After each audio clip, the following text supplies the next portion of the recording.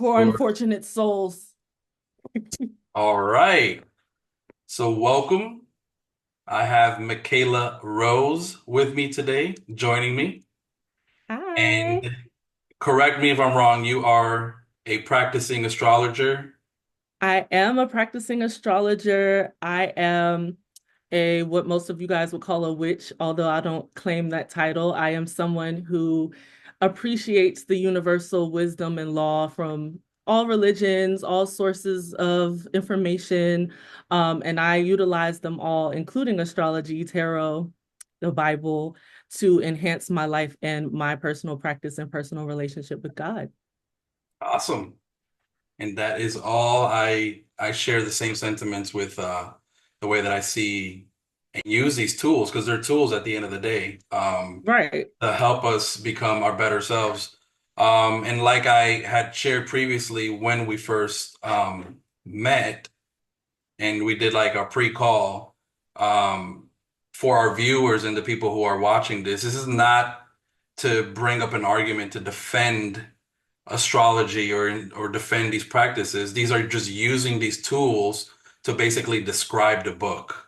Mhm. All of the knowledge that we have gained to describe what the text the myth behind it in better words.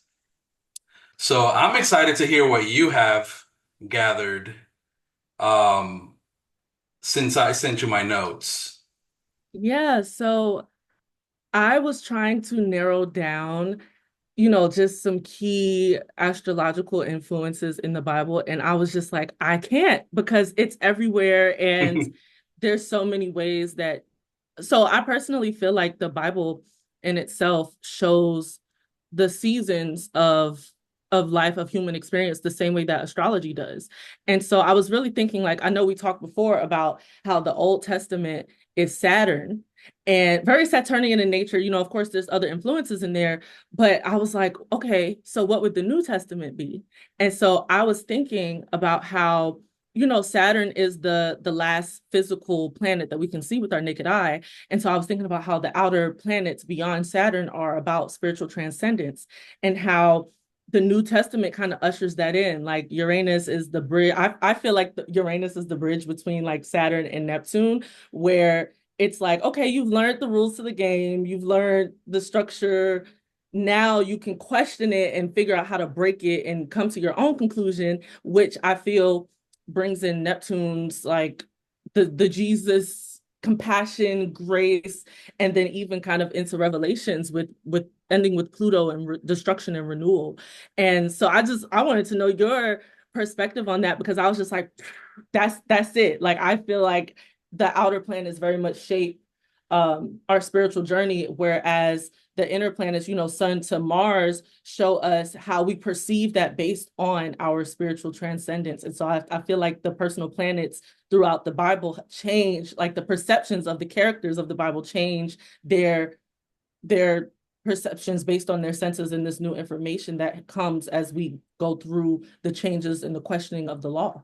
That is actually a great insight because in the fact that you bring up Uranus, I'm not sure if you're familiar with this, but the Greek word for heaven is or the kingdom of heaven is Uranus, Isn't he the Sky Father the in sky father. So yeah. basically it's like the kingdom of heaven. So it's like Uranus and it's like the son of man. Like you'll see the son of man in the sky coming, and this is the age that we are in, where we are all elevating our consciousness and we're, all coming to this enlightenment or awareness of I'm not just this material structure that I'm bound by the flesh. I'm more than this. I am eternal.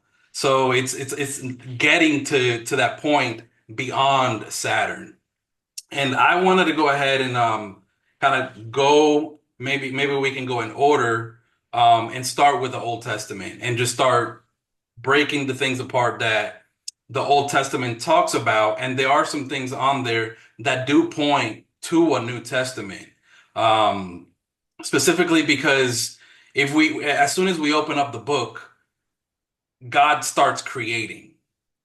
Yes. And the And I sun is The sun is, a symbol of creativity. From the get-go, he just automatically there's darkness, and then he says, "Let there be light." So he starts creating from the moment. So it just starts showing the abundance that there's no limits into his creativity, into the wonders that he can go ahead and create. Absolutely. And when I think of literally like the first page of Genesis, I think of like that transition from Pisces into Aries, where it's literally like there's nothing and then there's something. We're grounding ourselves into reality. We're making things, catch The form. beginning and the end. Exactly.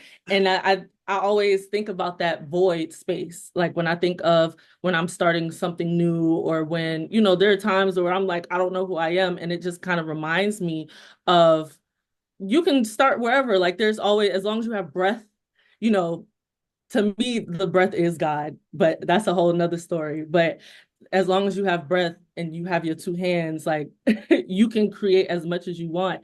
And so I don't mean to skip around, but I even think of like the story of like Noah's Ark, and how God was just so disgusted with the world that he was just like, just drown everything, take what will create new life, but just drown everything, let's start over. And that to me is very, plutonic, even though like we said, the Old Testament is very Saturnian in nature. I think it shows a lot of the different archetypes and how they express themselves in that time frame, where it's like we can destroy this and start something new as much as we need to, and you have the tools to do so. Definitely. And the when you bring up the Noah's Ark and the flood, I was reading right before we started, and we can actually read some of Saturn's qualities for the people who are new to, because we're probably going to have some people that strictly are strict to the Bible and they've never known the character of Saturn or what Hmm. does Saturn symbolize. So I'm going to read just a quick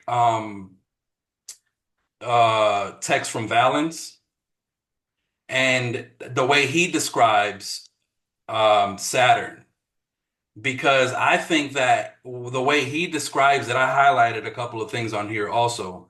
Hmm. Um, it just you just see it so much in the Old Testament specifically. So it starts off with, so Saturn makes those born under him petty, malignant, careworn, self-depreciating, solitary, deceitful, secretive in their trickery. They're strict, downcast, with a hypocritical air, squalid and black-clad.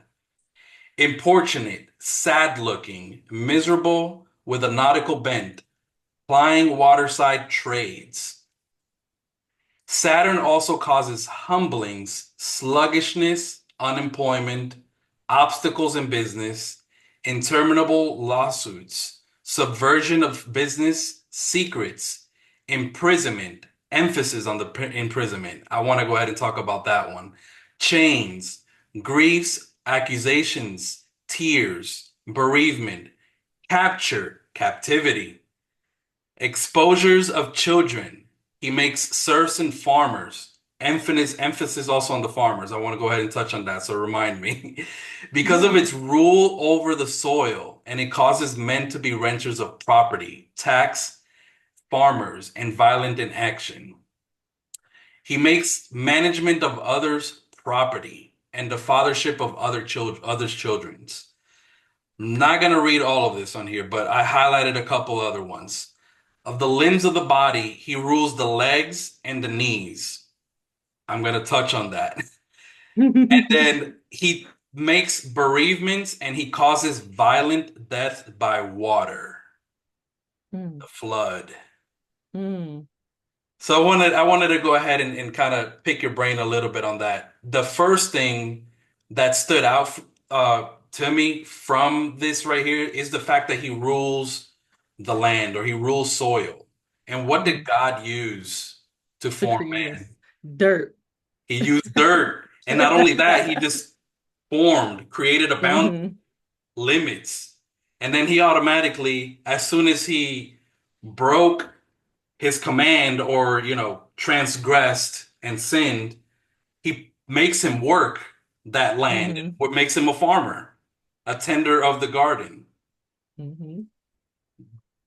Those were all things that I thought it just screamed Saturn. It's like, what in the world? Because I don't know if you've noticed from the very beginning when God starts creating, and then all of a sudden we have this like different, I don't want to say different God, but a different side talking. Like we actually get we see the Elohim or God Mm-hmm.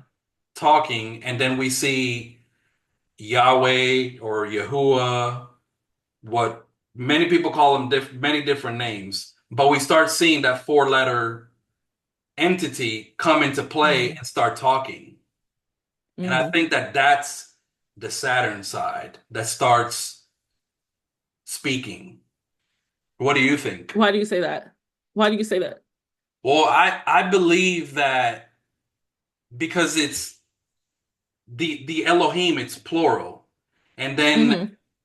when the tetragrammaton comes in and it starts talking, it's more of like me, like it starts The being like entity. that entity. Like I am Yeah. form, I am separate, I am set apart. I'm all the way out here in the boundaries. I'm far away from you. So I'm separate. So I start seeing the Gotcha. separation of God from mankind. That's the way I interpret. Gotcha. You see what I'm, Gotcha. like I'm holier Yeah. than thou. I'm set apart. I'm all the way out here in the boundary, the farthest planet at that time. Mm-hmm. Um, and I'm holier than thou. Well, I don't want to say God is holy, but No, I totally get what you mean. And it's something that I have always pondered upon, like all of these different names for God. And so even with coming to my own understanding of what God actually is, to me, God is like everything and nothing, you know. It says that pretty much in the book, but not like this sky father figure, right? And so the way that you broke that down just actually made a lot of things click to me. It reminds me of like in African traditional religions, like in Haitian voodoo, in Yoruba traditions, Ifa, they believe that, you know, there is this almighty, like non-formed being, God, universe, right? You know, what most of us would call right. spirit universe. And then there is a smaller, almost manifested human-like entity that is over the domain of Earth specifically and is tasked with the roles of, you know, humanity. And so the way that you just broke those names down as a correspondence to Saturn, you just, like I said, you just made a lot of things click to me and like, you know, cross-reference. And so I definitely totally understand where you're coming from. That's I actually a think really I cool. think that's the same concept and belief that the Gnostics have is that Mm-hmm, there's a demiurge that, like under the supreme God that kind of, created this reality of quote unquote deception. mm-hmm. Kind of like the Matrix, in other words. Yeah. So, but then it's like he because it says that Saturn is deceitful. He's full of Mm-hmm, deceit. So it's like deceives people to make them think that this is it. Like, that this mm-hmm. reality, this is all it. This is the material. You just live here, you die, and then that's it. Poof, you're gone. Yeah. So do you think, because I feel like a lot of times we look at Saturn as like this scary thing, not just, you know, not us, but just in general when it comes to astrology. But I also think Saturn is a form of protection in a way. Would you say that that would be a form of protection, this deception that we are put here to live, die, follow these laws, and what happens after you might go to heaven, you might go to hell? Like, do you think that's a form of protection so that we aren't necessarily dabbling into territory that can maybe scare, shock, otherwise throw us into psychosis? That's a key word that everybody loves throwing around these days.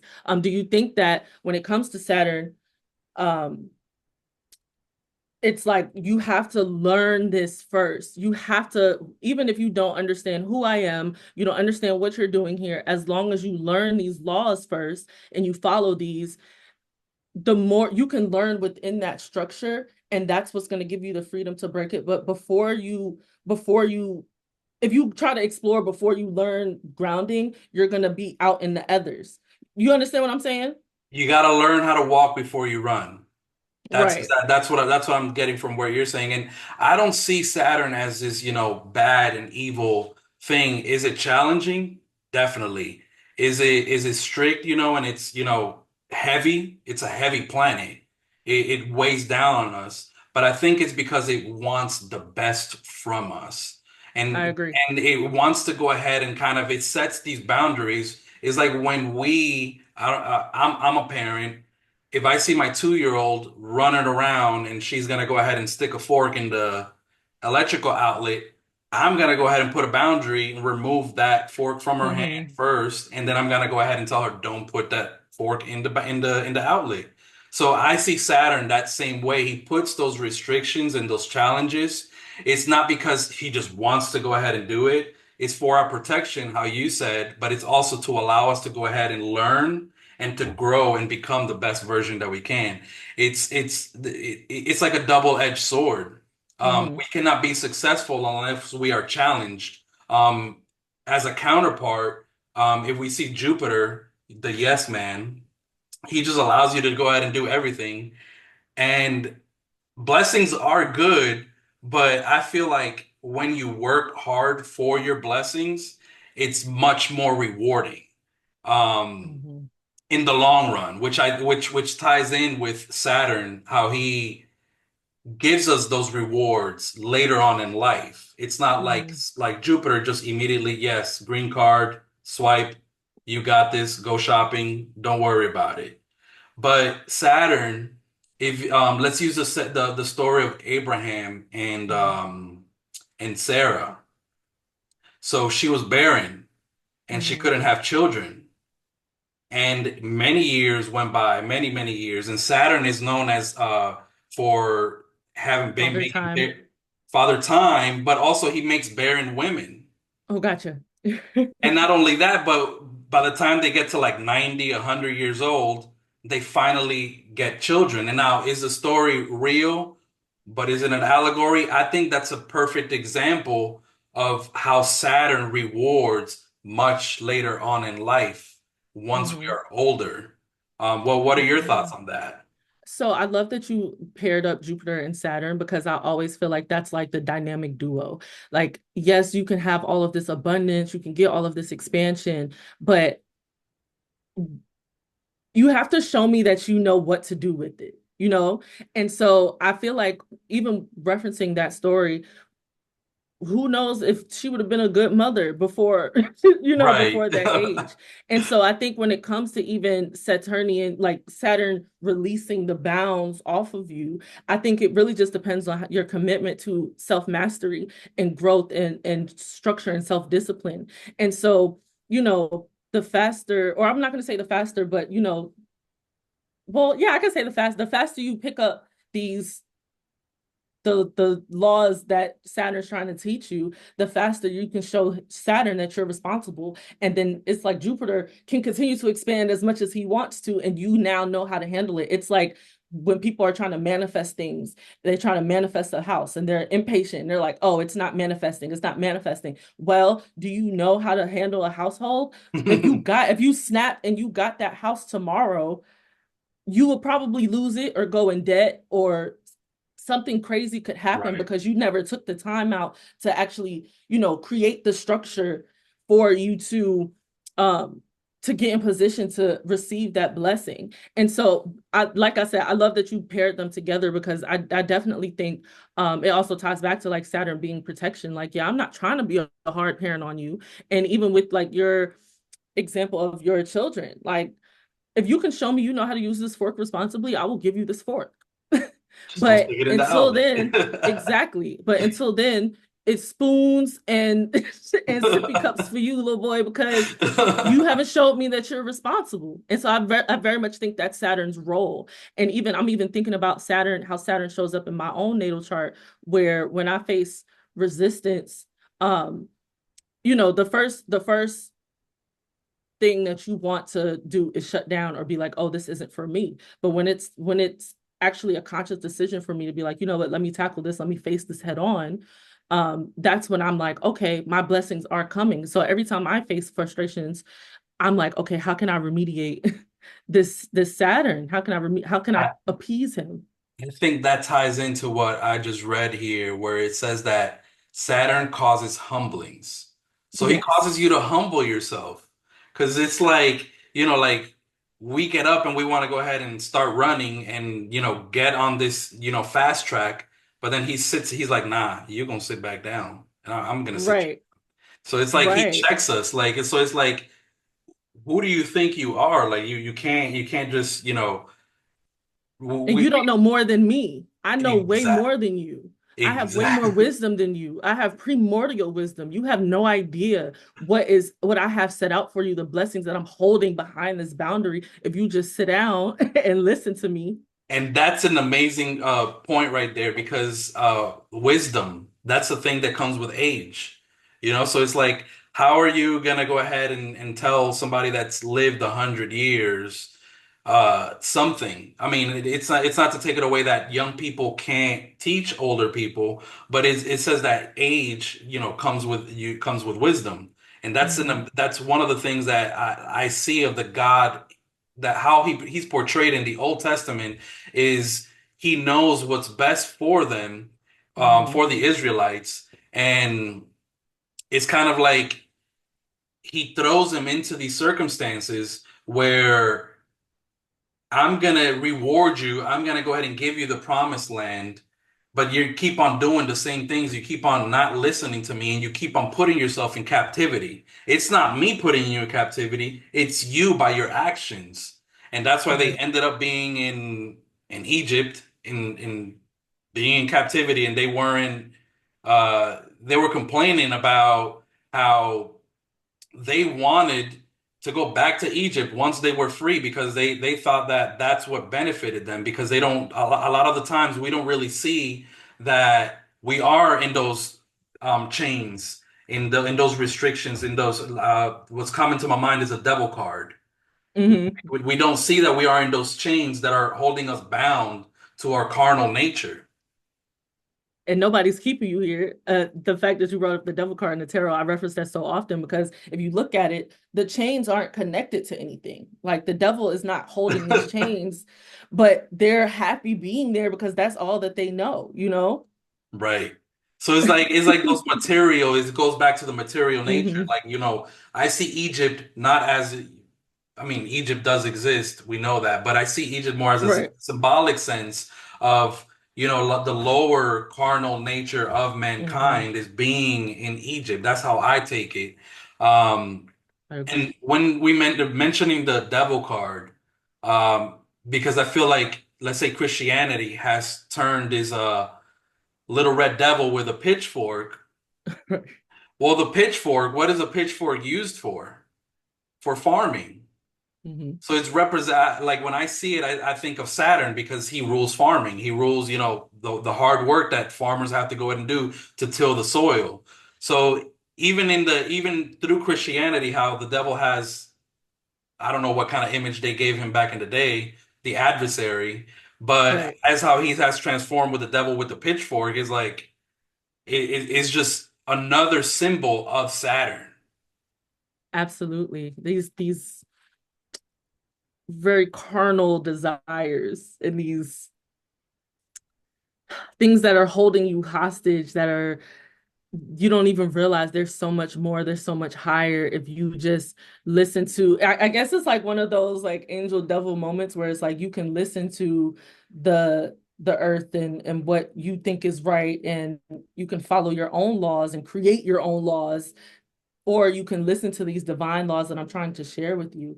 Another point that I wanted to bring up was, or I could circle back to, was how you were saying Saturn is about humility. And I'm just thinking about all the instances in the Old Testament where people are, whether they're humbling themselves or being humbled by being chastised and,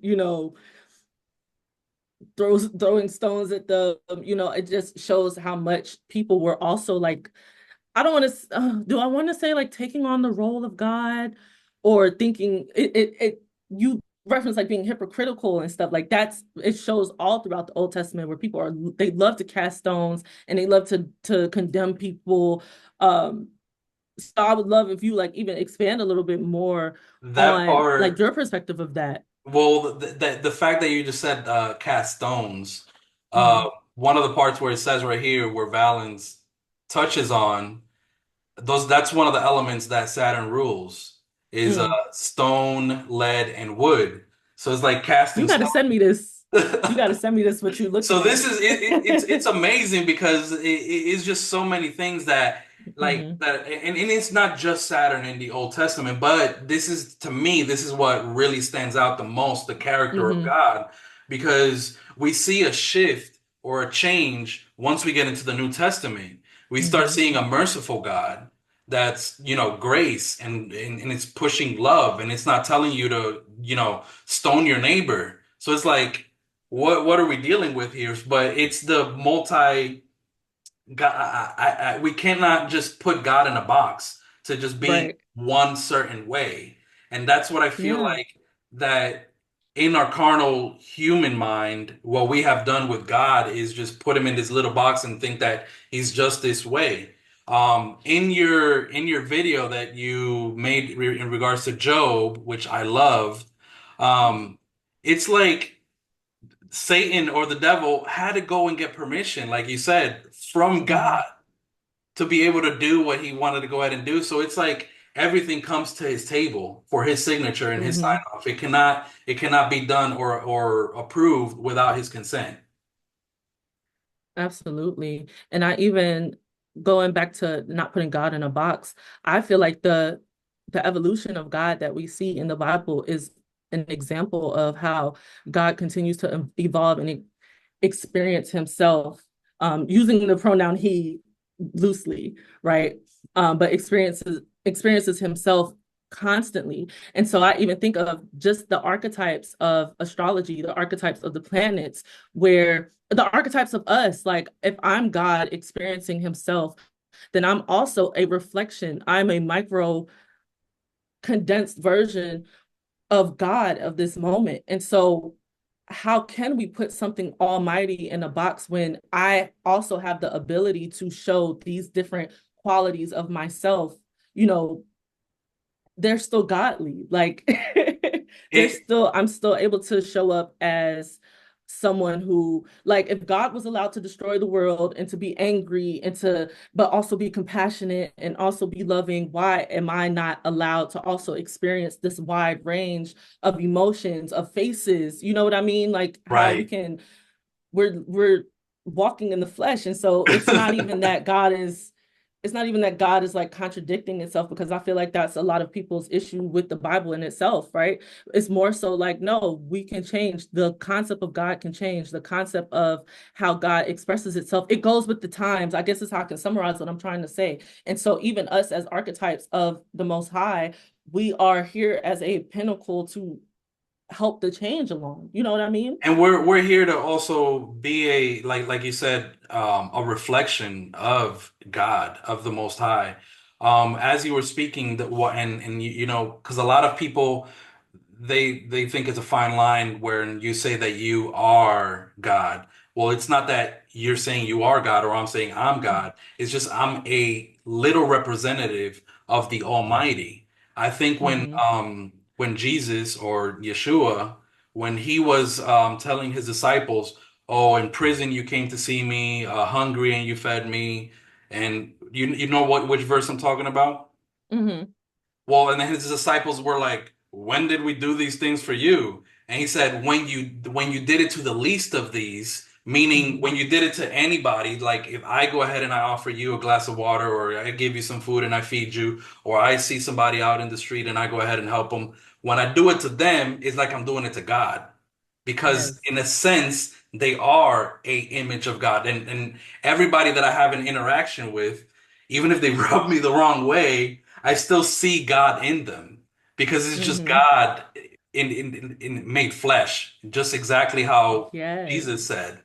Yes, and I feel like a lot of the conflict that we face as humanity is that we feel like we can't these different archetypes can't coexist as reflections of the creator. How dare you be someone who is Like some people are more of an archetype of rage. Some people are more destruction. Some people are more love. Some people are more beauty. And so I feel like we face friction with each other because it's like, well, if I'm love and beauty and justice and fairness, how are you also God when you're playing out this destruction, this chaos, when really it's just like, no, we're different. All of these are needed. You know what I mean? For the time that we're in. And I feel like that is reflected all throughout the Bible, where sometimes it's like, yeah, I do have to chastise you. Yeah, we do need to question these laws. Yeah, you do need to be high and mighty. You do need love, but you also need to condemn your neighbors sometimes. But you also need to praise them and not praise them, but lift them up and show compassion to them. I don't think those are conflicting. I think everything has a time and a place and a season, just like I always butcher this word, Ecclesiastes. Ecclesiastes is crazy because yesterday I have a book right there, and it touches on that there's a time for everything. Hmm. To be born, a time to die, a time to grief, and a time of joy. All of that. So Right. that you nailed that right in the head because we forget what tree Adam and Eve ate from. It's the tree of good and evil, and we're trying to Hmm. remove the evil out of the world, and instead of letting it be because it has to exist. Whatever we Hmm. call this evil darkness, it's not that I approve or I condone of it. I just know that it has to exist, and it's part of this reality that I'm experiencing right now in the present moment. It's like, no, I don't condone the wars. No, I don't condone, innocent children being killed and slaughtered and murdered or whatever. And I don't condone any of that, but I understand that this is part of the reality that I incarnated in. Right. It's like if I go ahead and just remove evil completely, then there's nothing to define good anymore because everything Hmm. would just be good, and then there's nothing to contrast that in my Yeah. perspective. Agreed. And I think it's all, it's just all perception because the concept of good and evil will always be different and subjective depending on who you're talking to. Somebody that's destructive to me as someone who is I find myself very like Jupiterian archetype, like very um just faith and truth and just devotion to truth. And so somebody who is dedicated to conflict all the time, to me, that would be my Satan. Does that mean that that person is Satan? No, they're also carrying out an archetype of God. And so I don't know, I don't remember if I said this in the Job video, but I say all the time that even demons serve God because at the end of the day, like you said, you always have to go back to the most high. Everything always returns to the universe, ashes to ashes, dust to dust. And so, it is like a to have knowledge of everything. When I think of energy, I don't think of them as necessarily good or bad. I think of them as just it kind of is what it is. And so getting this understanding of everything being is what it is, I feel like when it comes to like the tree of life and wanting to know that information, it's like, do you have the responsibility, going back to Saturn, do you have the mastery and the response, do you have the not the responsibility, but are you able to handle that? Like, do you have the the framework, the rooting in your faith enough to handle that information? And what are you going to do with it? You can choose to engage or not engage, but I always am like, nothing is good or bad. I've released that a long time ago on my journey. Because no, I went through religions because I was obsessed with being good. What is good? What does good mean? Right. And I rejected the Bible for a while because I was just like, well, they're telling me the things that I'm doing is wrong, but I also see the truth and the beauty in this. And then all of these other religions, they also make sense in their own way, but they're also telling me certain things are wrong about the other. Like everybody's Right. fighting over what's good and bad. But it's really just like, okay, I'm talking to a specific group of people who are, you know, who represent a time, a moment in time, just like I represent a moment in time and you represent a moment in time. And our moments in time may clash with, the moment of time with each other and the moment of time that we're in right now. Right. Not to go on a tangent, but that's kind of just how I see like the knowledge of good and evil and how Saturn shows up in that. Like, are you rooted enough to be able to handle this information? If not, well, that's why I was telling you not to do it because you ain't You don't even know me that good. You just got here. You feel me? I just made you. I just made you. You don't, and you Right. just ate from the tree of knowledge, Right. which brings me up, and it reminds me of the Lover's card, Hmm. Mercury, because it's that good and evil, the good and the side, that duality. We are in a dual reality, and when you have when they ate or when we chase knowledge, there's always that double-edged sword Hmm. of the word, what we're talking about. The word of God is that double-edged sword. So it's like even Mercury comes in and he plays a role in this on here because it's like once we obtain the knowledge is when we start judging and we Hmm. start the judgment, which is kind of like a I mean, Geminis do it too, but Virgo Hmm. judges, but it's like a righteous judgment because they want everything to go ahead and be precise and perfect. So it's not Hmm. like a judgment of like a Saturn judgment where Saturn is judging you because he wants to go ahead and, punish you, but it's more like a critique in the mercurial way. For sure. I was actually going to bring up Mercury when it comes to Leviticus, where it's like Ooh, this I'm you have interested to to be listen to cleansed. that.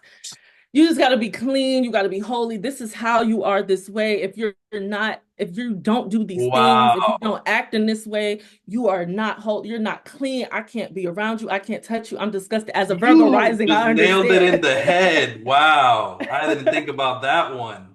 I That even is see that amazing. with like other Virgo counterparts, just like, well, I'm a Virgo rising, not a Virgo sun, but even in Virgo suns and how they're super judgy and super like nitpicky about everything. And I see that so much in Leviticus because it's just like, oh, you're not following this. You can't. There's no way you could be of God if you're not following these laws.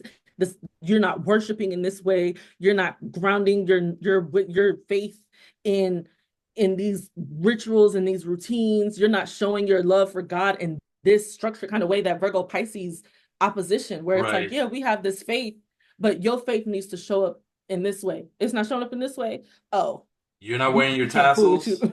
Okay? You're not wearing your tassels. You're wearing cotton mixed with linen. You gotta go.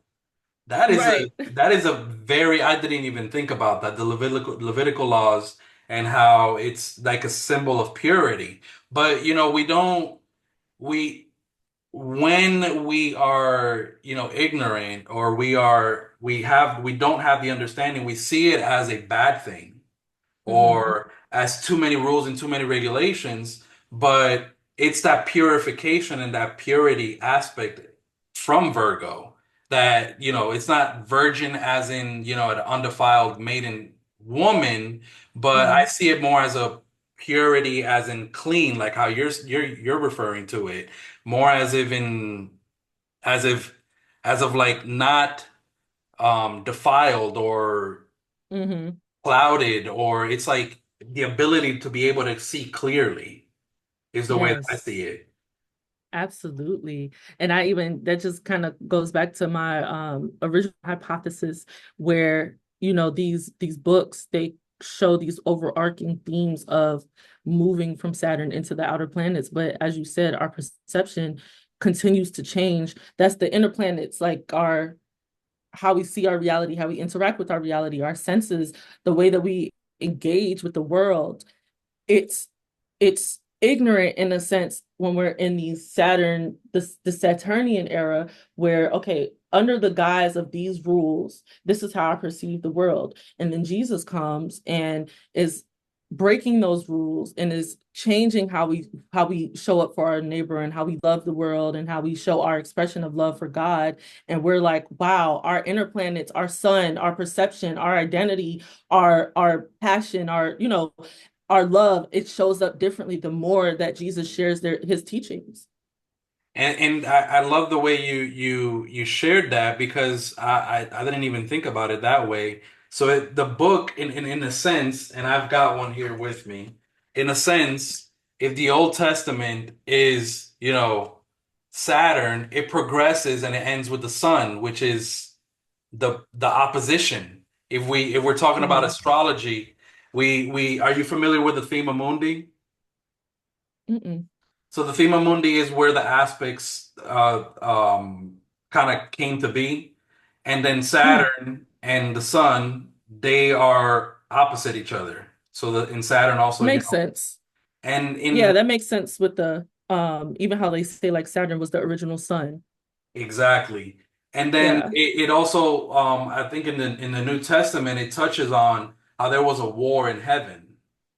Well, the Hmm. war in heaven is that conflict between, I think, Saturn and the sun, the two gods trying to reign. And we kind of see that manifest even in our present time, the Jews Always.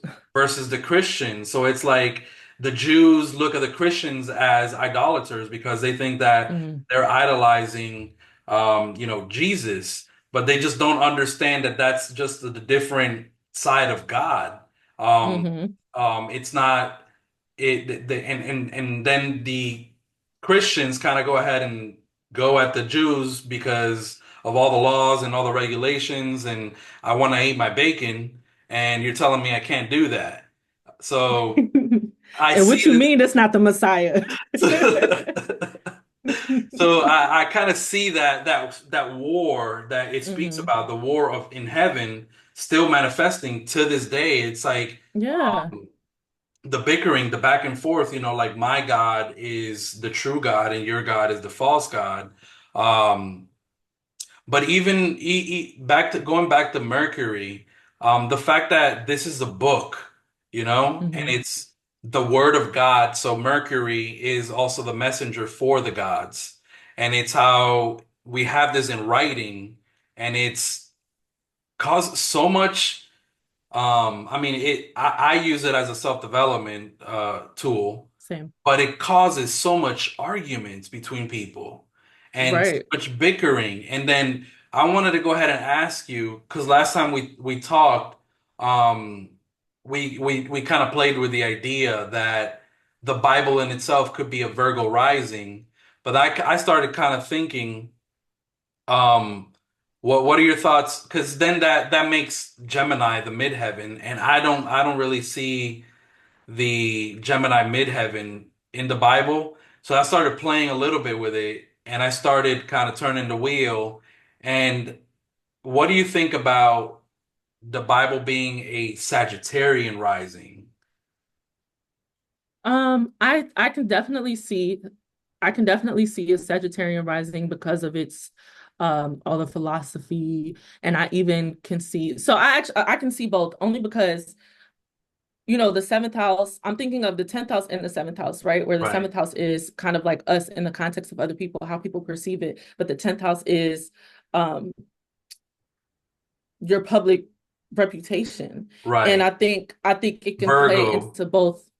Yeah, I think it can play with both in both houses. I think it can play in the seventh and the 10th because, like you said, everybody's arguing over it causes a lot of conflict and it causes a lot of trickery because we're seeing it from our own understanding. We're seeing it from our own perception of reality. Like I even said beforehand that I faced resistance with this book. I still face resistance with people in my community because they don't see the book in an occult way the way I do now. And I've had to be like, just read it again. You know what I mean? And so that's why we have all of these different interpretations, so many translations, there's so many interpretations. Even in the realm of Christianity itself, we have so many denominations just based on the interpretation of this book. And so I'm like, okay, the reputation part of Gemini, with it being something that causes a lot of commotion. But in the seventh house, it makes people reflect on themselves and be like, well, damn,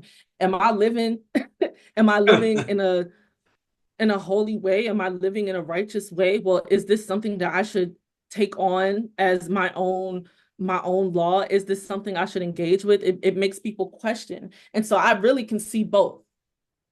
And the fact what a key word that you brought up on there, we have so many different interpretations. So that's Hmm. another mercurial thing, the interpreter. And not only that, but we see all throughout the whole entire book, it's filled with prophets Hmm. and people who can interpret dreams. That's another mercurial thing that, Daniel, he was able to, interpret the king's dreams, and he was considered a prophet. And Hmm. I think that if we're looking at the character or the archetype, he's a representative of Mercury, Hmm. in a sense, because he was able to go ahead and interpret the dreams. And not only that, but from my understanding, I think that he was able to speak multiple language because he was in captivity in Babylon. So he had to kind of learn their tongue. That's so mercurial. Yes, So, that's so that's so mercurial being able to translate the word of God. And it's funny because even if you go to um I don't know how deep we can get, but if you experience people who are mounted by a spirit, they'll start speaking a language that they don't even know. They may start speaking Latin, they may start speaking Yoruba, they may start speaking Spanish, and then they'll come back to their sense of, even in the church, people speak in tongues, they don't know what speaking they're saying. tongues.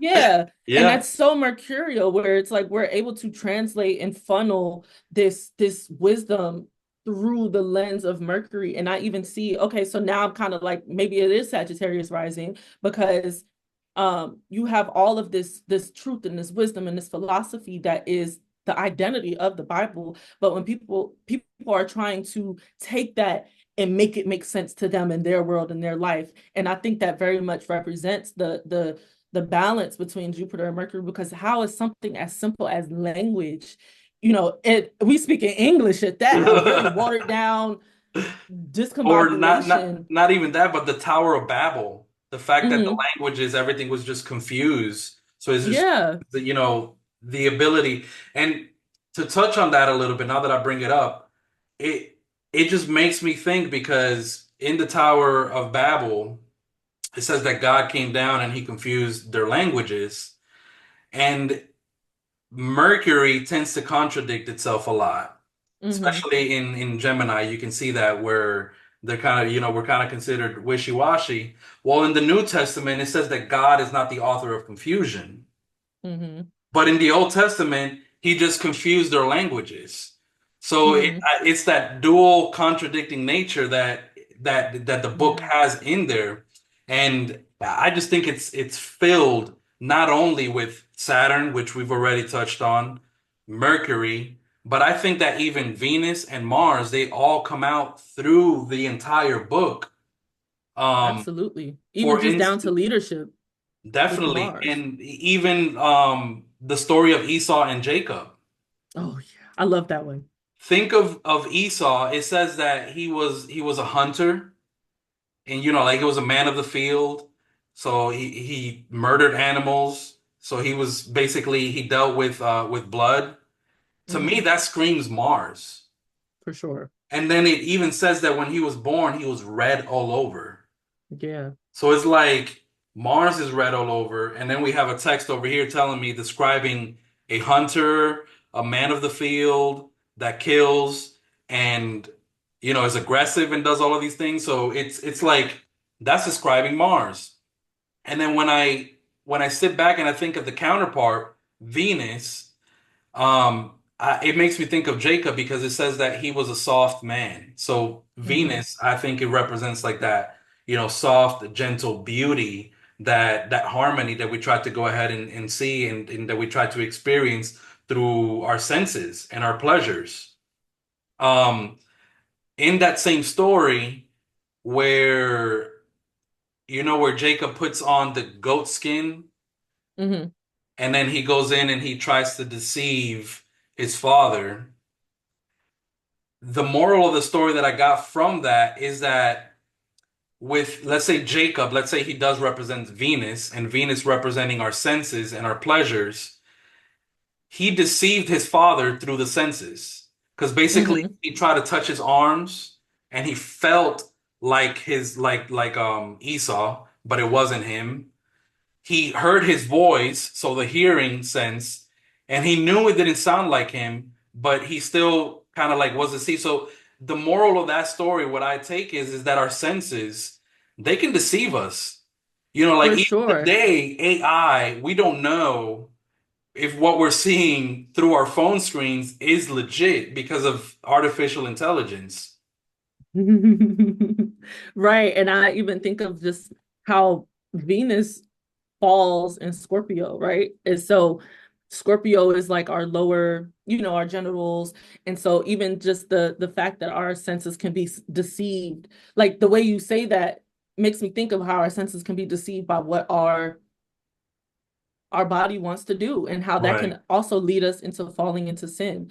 But I did want to ask you is with Esau being a Martian archetype, um, how do you feel when it comes to his conflict with God? Like, how do you feel that relates to like maybe a planetary resistance between whatever archetype you give God and, the Martian quality of Esau? Well, I think that that Martian quality is, is that impulsive and aggression that, that Hmm. kind of penetrates, where we do see that character even in God, because he tells the Israelites to go ahead and, take revenge and to murder Hmm. the enemies and the people who don't worship God according to, these laws, rules, and regulations, like go ahead and murder the heathens, but it's I see it at Mars as just being as that contradictory aspect of everything that is good. But it also, even Hmm. in even in those bad qualities, we still find the good, because the Martian archetype, you cannot have a leader if you're weak.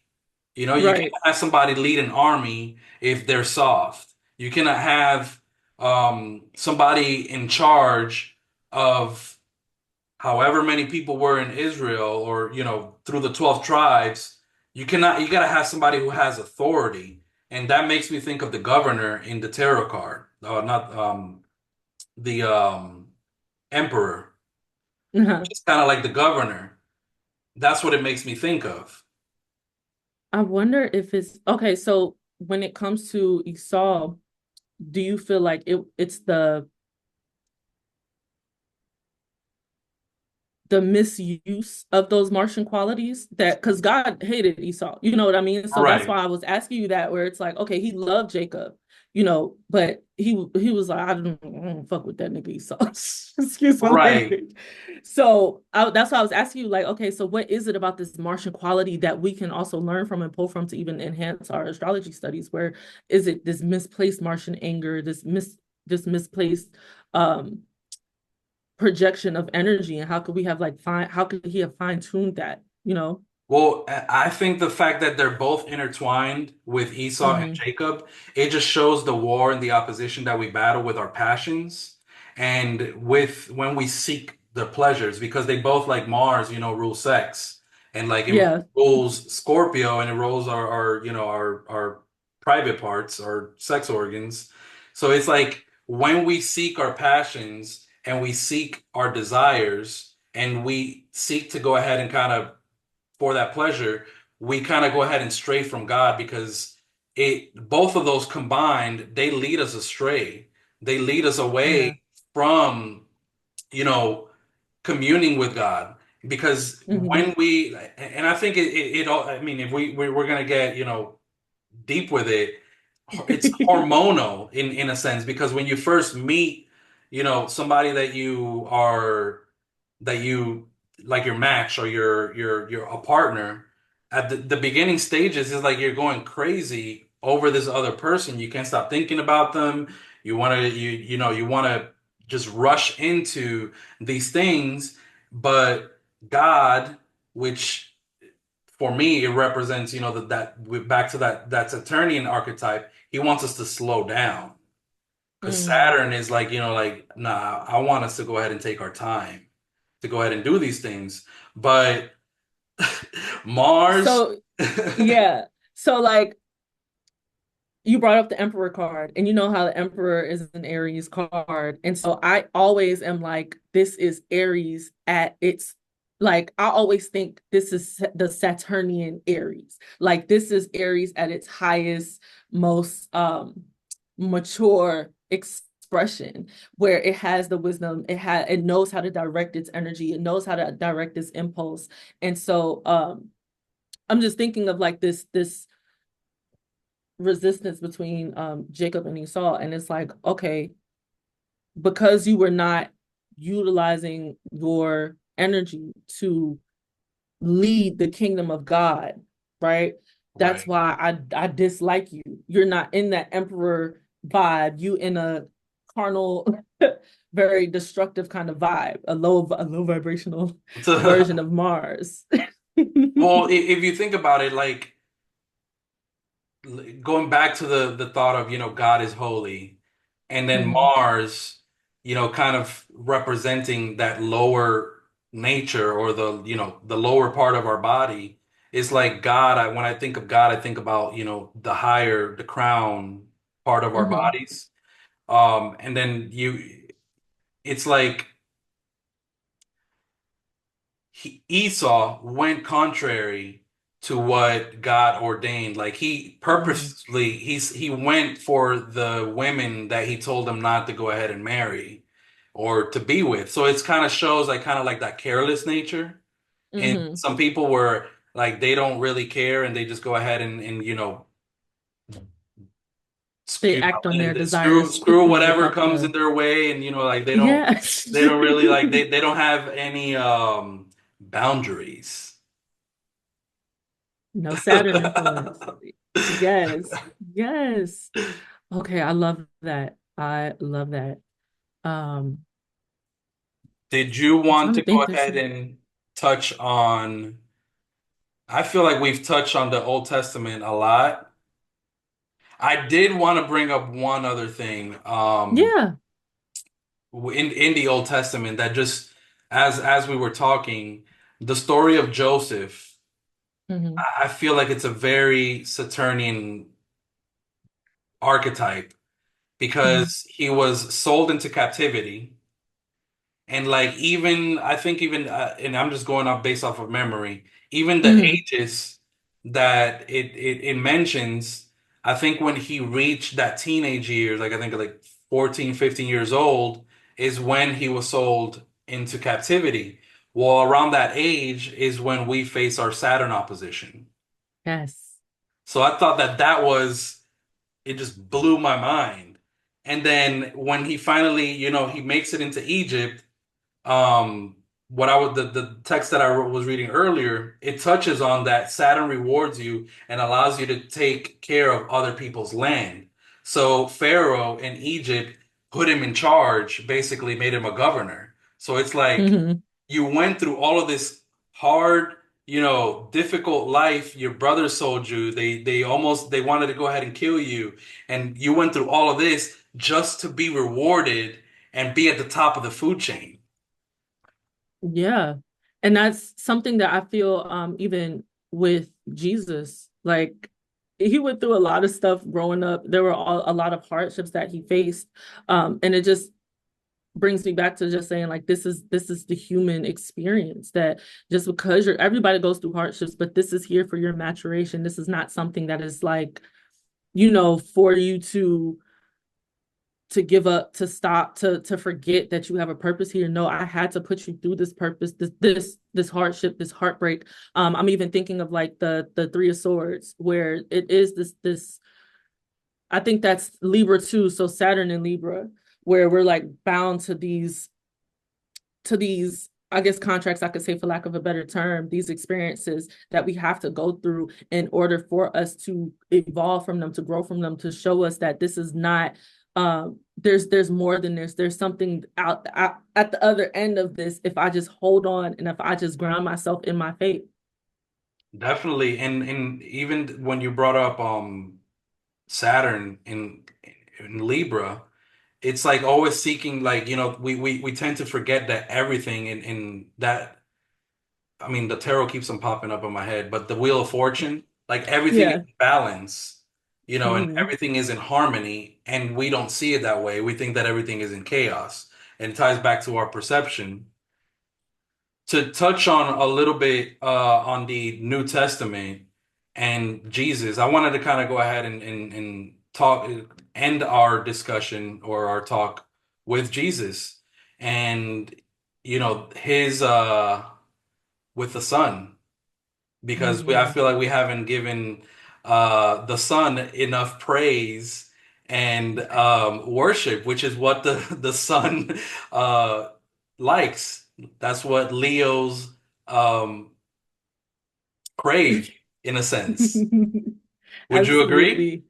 Absolutely. It's like this catering to our ego, and not even ego in a bad sense, but where it's like I'm acknowledged for my power and my strength, and I'm acknowledged for the wisdom that I'm sharing. I'm acknowledged for my creativity, my self-expression. Like that is very much what I feel Jesus represents, where, not only do I see him as a son archetype because he is the truth, the light, the way, but I see him as the son archetype because he recognize that, you know what I mean? And I always say that, anybody could be a Christ. Like everybody's waiting for Christ to come back. Everybody's waiting for the sky to come to crack open when really it's like Jesus was someone who was able to follow to do the things that he did because he trusted in himself. He saw his own light. He saw his own he saw God in him. And all we have to do is see the God within us. We can follow the same, we can lead.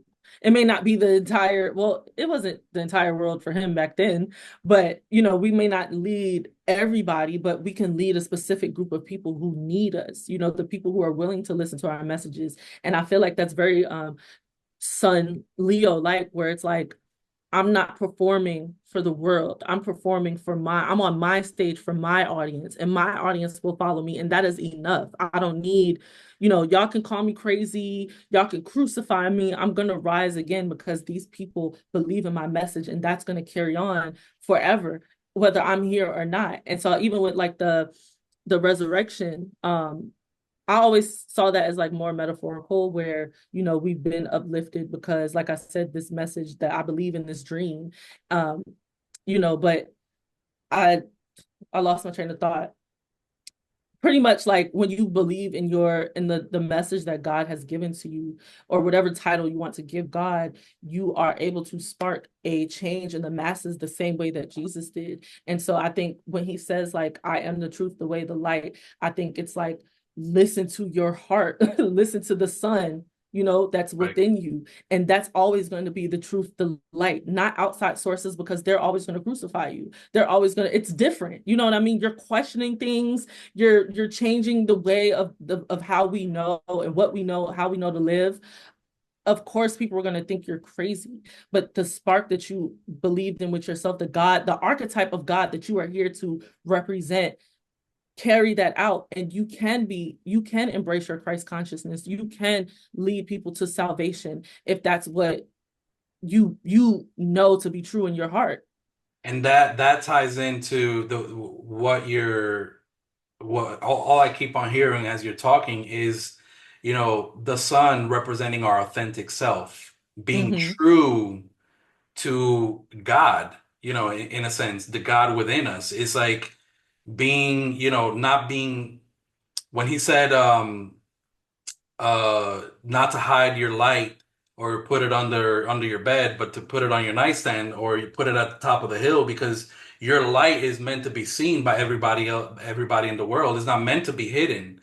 So Mm-hmm. it's being and showing our authentic self. It's not, hiding or kind of, putting on this mask or people pleasing thing that a lot of people fall into because they're afraid to hurt other people's feelings. Well, Right. no, Jesus wanted us to go ahead and, flip the tables and be our authentic self when we feel like, things are not fair and just, and there's an imbalance in the way that things are in the world. And what also comes to mind in being authentic is that the sun doesn't retrograde. It keeps Right. on its way in that straight and narrow path, the ecliptic. It doesn't decide like, oh, well, today I'm just gonna go ahead and, I'm gonna alter my cycle. I'm gonna go Yes. backwards today. Get ready, you humans. I'm gonna give you a Mercury retrograde. No, the sun stays on its path and on its course, showing the authentic nature that Jesus was trying to go ahead and teach us, to being true to yourself, regardless of what that Right. look like to other people because like you said when we are walking our path and we are walking in our purpose, it's going to look crazy to people and they're going to be like, what the heck is going on with this dude or this chick, because you're doing things that doesn't seem normal to what fits into the mold of society. And Right. that also I think it ties in because Leo ruling the heart, and it's when we operate from the heart and we, like let's say we speak from the heart, it's always felt like, like when you can feel when somebody's truly speaking from the heart versus they're just reading a script or anything like that. Like right now, you and I, we've been flowing without, Hmm. kind of just going back and forth. And it's been, in my opinion, it's been authentic. It's not like we're reading a script and trying to impress anybody. It's just Right. doing what we just two people that met on the internet and talking about something that we have in common. Yeah.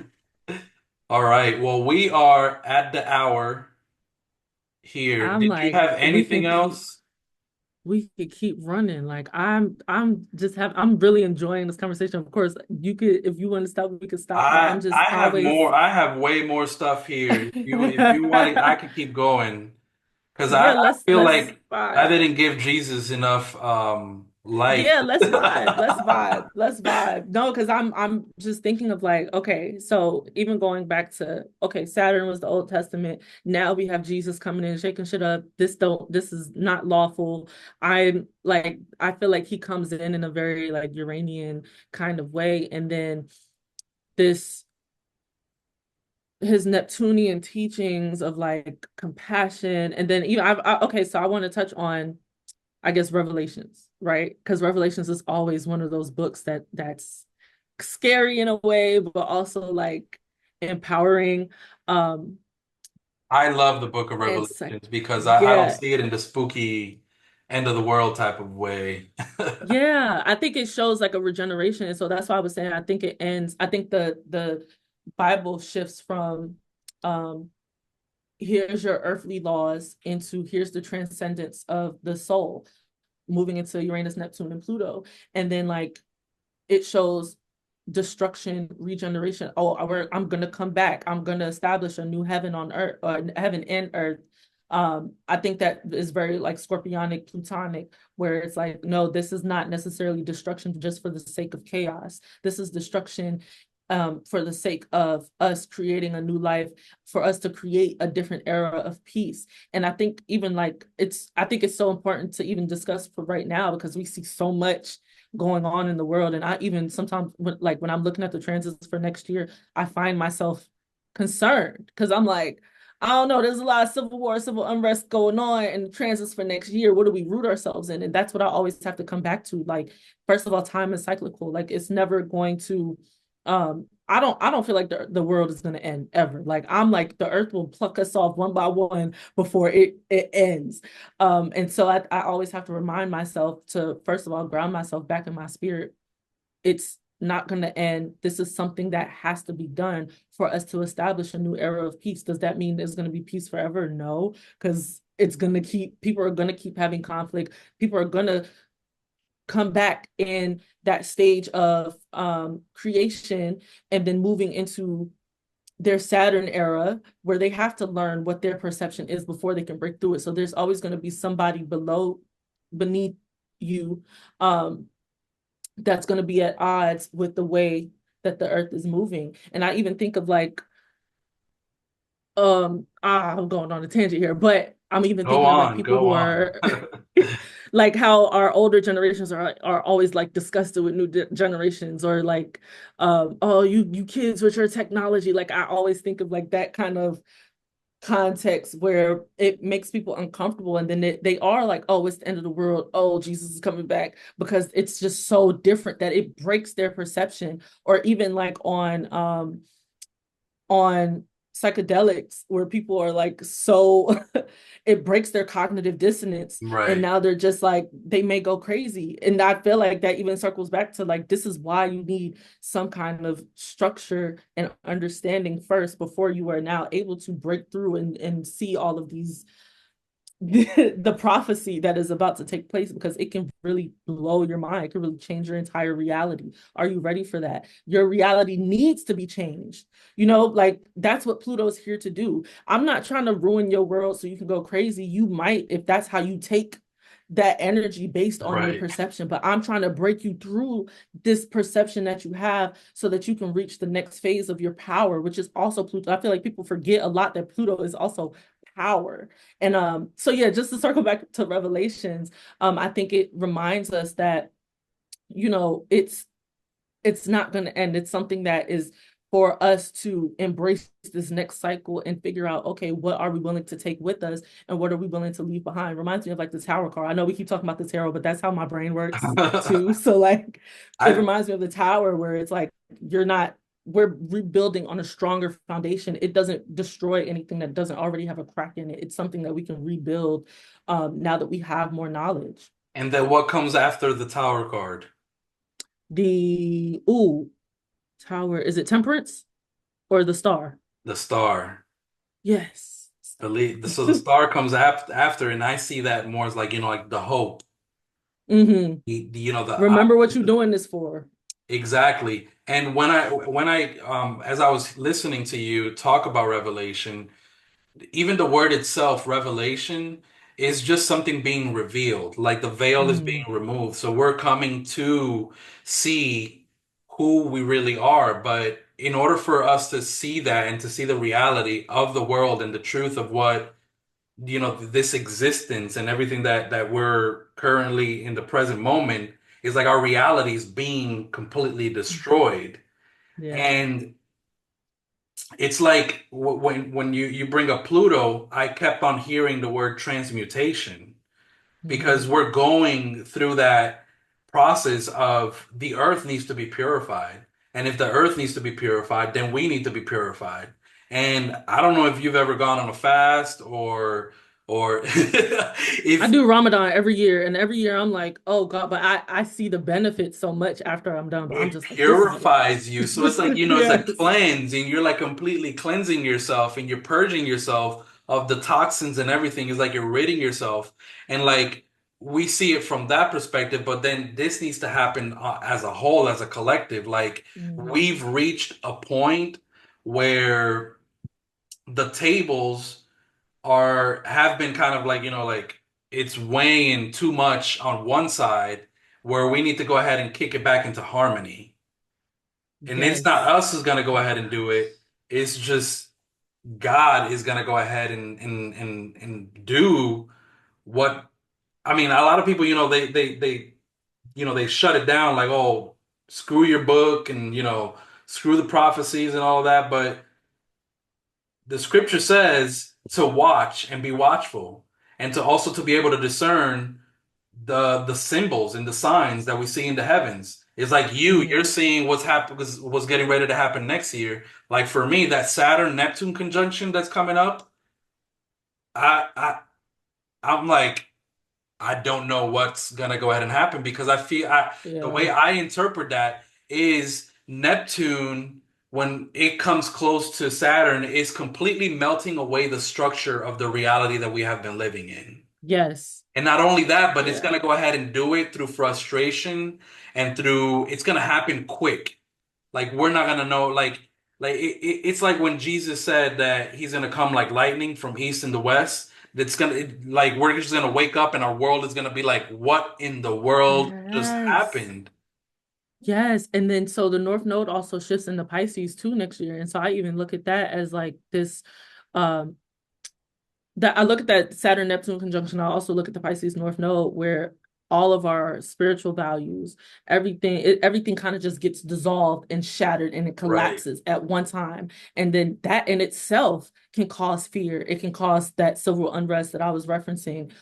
It can cause it just can cause a lot of um unsettling things. I don't want to fearmonger. As much as I would love to say, oh, everybody just trust in God and it'll be okay. I know a lot of people will go into fear because we live on earth and we'll always be succumbed to earthly things, no matter how strong our faith is. But it is it's such a concerning thing for next year. And I just think of like witch wars. Like when I saw the Saturn Neptune conjunction, I was just like, oh, everybody's gonna be fighting about they're gonna be fighting again about what's good and what's evil, what's the concept of God, what's like how what are we taking along with us? And then isn't there I cannot think of the exact quote, but didn't Jesus say something about look to the water bearers? There Look, was some like because you know how they say the Bible was the age of Pisces and now we're moving right. into the age of Aquarius. And so I remember talking about this with one of my elders one day about Jesus saying, So don't look to I like think I look to know the what water birds. I think you're talking about the when he was celebrating the Passover and he said that he was telling his disciples to go into the upper room and the man with the pitcher of water That, there to yes. sell it. So that's he's talking about the age that we're literally entering in. Like there's people that say, "Oh no, we're not entering in." I feel like in my opinion, I feel like we're still in that transition phase Yeah, I where agree. we don't want to go ahead and let go of the, the Piscean things, like, the the delusion of religion. And it's Mm-hmm. like we don't want to go ahead and detach from that and move into, that Aquarian wisdom, that progressive view of spirituality. It's like Yeah. we're holding on to that, and it's like we're at the gate, and we kind of see that dual nature even in our currencies. We see it Mhm. like people are still tied to their fiat money, to their dollar, Yeah. and then we have people putting their money into Bitcoin, into XRP, into all of these digital currencies. We see like this war between, the old and the new kind of Yeah. waging with each other. I And even see. oh no, no, I'm sorry. You continue. I was just gonna touch on, I even see it in like wanting a savior, needing a savior, waiting for someone, waiting for Jesus to come back, waiting for, like that's very age of Pisces where we're in this, some of us are in this, well, Jesus ain't coming back, let me do it. And I feel like that's very Aquarian. Like you don't need a savior, you're the savior. But some are also like, well, I'm just gonna put it in Jesus's hands, in that very like age of Pisces lane. So I kind of see it in both ways. And then I also see when you touched on currency, um, like yes, Aquarius is technology and stuff, but it's also community. And so I even see it where like people are wanting to barter again. People are like, well, I'll do it for if you give me like that's my ideal world, right? Where it's like you give me a bushel of apples, I'll give you a bushel of oranges, and that's how we trade. Of course, I don't feel like we should detach from money completely, but I think it should be a balance between, let's help each other out and let's pool our resources. And I kind of see how that's playing out more where people are losing faith in the monetary value in the dollar. And they're just like, you know what can you offer me? Because this is what I need.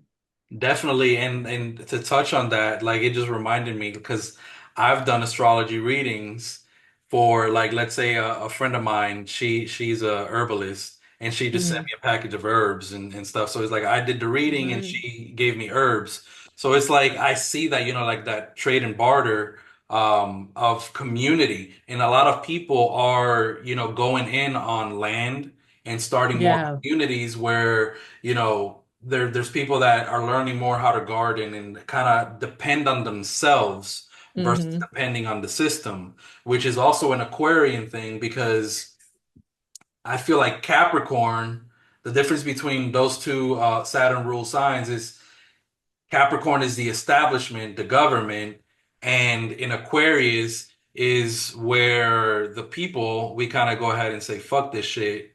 I'm gonna go Yeah. ahead and depend on myself, and I'm gonna go ahead and, I'm not gonna wait for the government to go ahead and give me handouts. I'm gonna go ahead and become Yes. self-sufficient and use the wisdom and knowledge that I have embedded in my DNA, and I'm gonna go ahead and work together with my community. So I see that progressive, Aquarian things already kind of playing. Like it's like we're at the door. Like it's Yeah. literally like knocking at the door. We're already one For foot. sure, because there's more of us. Like we have just as much power as the few people that we put in authority. And then even to even circle it back to the Bible, like everybody is looking, every time a prophet comes up, Jesus, like everybody's like, okay, that's who I can worship. I even see it based on not based on, but like within the spiritual community on the internet. Like people have left the church, they've left because not usually because of the Bible, they usually leave because of a corrupt leader. We see it in celebrity culture where the whole Diddy thing going on, like people are their illusion of somebody in a position of authority is shattered, and it's like, well, damn, who do I look to now? Well, I'm gonna look to these other spiritual leaders that come up, these other celebrities, these other people in positions of perceived power, where it's really just like everybody's going to fall short. Stop looking to other people and other beings to show you the light and the way. Y'all are missing it. It's going over your head. Look to your light and your way. And yes, you can learn from these people, but I think we have a natural tendency as humans to place people above us at times because I personally feel like we want something to worship. We have a need to believe. Robert Greene also talks about that in 48 Laws of Power, where it's like we love to be able to aspire to something, and I think it will always turn um predatory when we forget our own power. And I feel like that's what Jesus was coming to teach us. I feel like that's the message that we keep missing. It's not don't and he kept saying, do not worship me, Yeah. worship my Father in heaven. Did y'all forget that? Did y'all skip that part? I don't I'm lost because Well, what's not clicking. to touch on that because the sun it I see Jesus as a symbol of the sun and it leaves legacy and then it makes people create statues, Mm-hmm. like because it's of honor. So it's like you got people creating statues of Jesus when we don't even know if that's really what he looked like. Oh my gosh. And then you know what I also just thought of? The sun um is the only planet that reaches the midheaven. So it's like that's the top of the sky. Worship my Father in heaven. Well, the only way I can get to that is through you, Mr. Sun, because I can't get up there. You know what I mean? So I think that's so cool. The parallels where it's like the sun loves being at the top of the sky because ain't no other planet getting up there. Nope. Like I just think that's so interesting. Worship my Not, Father in heaven, worship the sky. Like there's things above me, but yes, you're the lightest thing that I can see. So I'm gonna just put my faith in you because I can't perceive anything beyond that. and the fact that the sun represents the Father, so it's Yeah. so worship my Father in heaven. Hmm. There was another thing that I wanted to go ahead and touch on. Let me go ahead and I think I lost my train of thought. Let me just Oh, see here. I'm sorry, we yapping. I'm having a ball. I am too. This is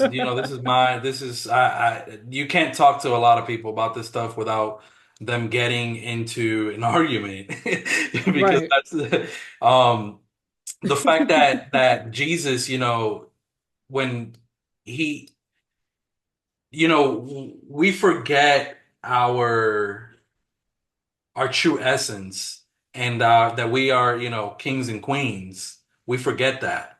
And the fact that, Jesus, he was revered as a king and the sun is a symbol of kings. But Hmm. he was also humble because he came riding on a donkey. And we forget that for us, like once we start getting, especially in the spiritual community, once we start getting this a taste of knowledge and a taste of wisdom, we kind of go ahead and sit on this high horse where we think that we're better than the other person because we have this hidden knowledge or, something that they don't know. But I love the fact that Jesus, even though he embodied and he walked like a king and he knew he was a king and he knew his authority, he still humbled himself. And it's like that that Pisces kind of like, like Yeah. remaining humble, not, being uh sitting on this high horse. And that Leo energy, the sun, I think is that the negative quality is when pride takes Mm-hmm. over. Because it's like, like they say the term that Satan fell because of his pride. So I think that side of Leo or the sun, that our pride can go ahead and lead us to failure, because Mm-hmm. we toot in our own horn and we forget to humble ourselves. Right, right. Um, ooh, I was about to ask you something and oh, I forgot. I forgot.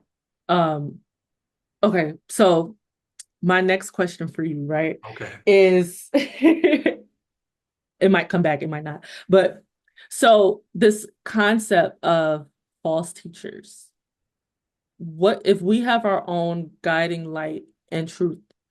What do you feel false teachers represents in this God's judgment for those false teachers? What do you feel like that represents in the context of like self-mastery, if you can connect it to astrology for sure? Oh, that's what I was gonna say. I was gonna say like it reminds me of you were talking about Jesus' humility.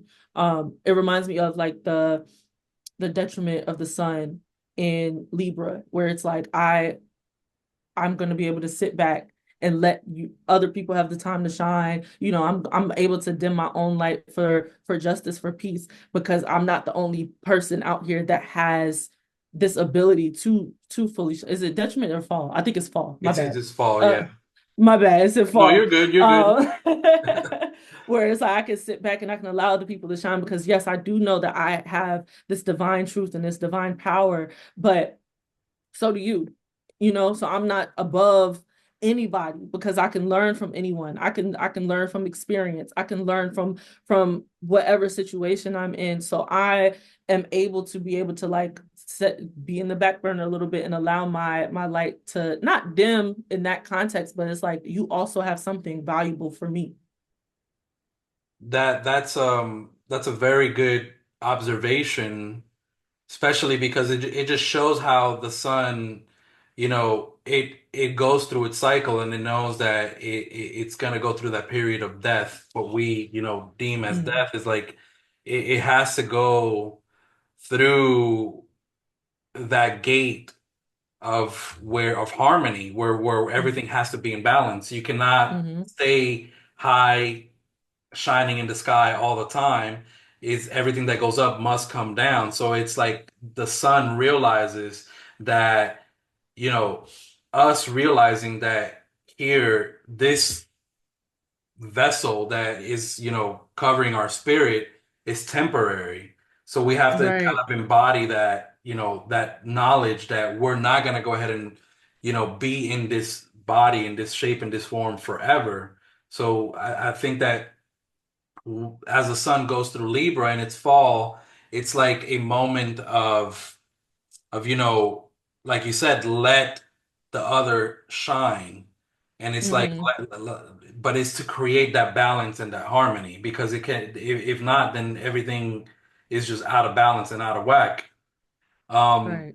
there was some, I keep forgetting what I was going to go ahead and say. I wanted to answer your question about the false teachers.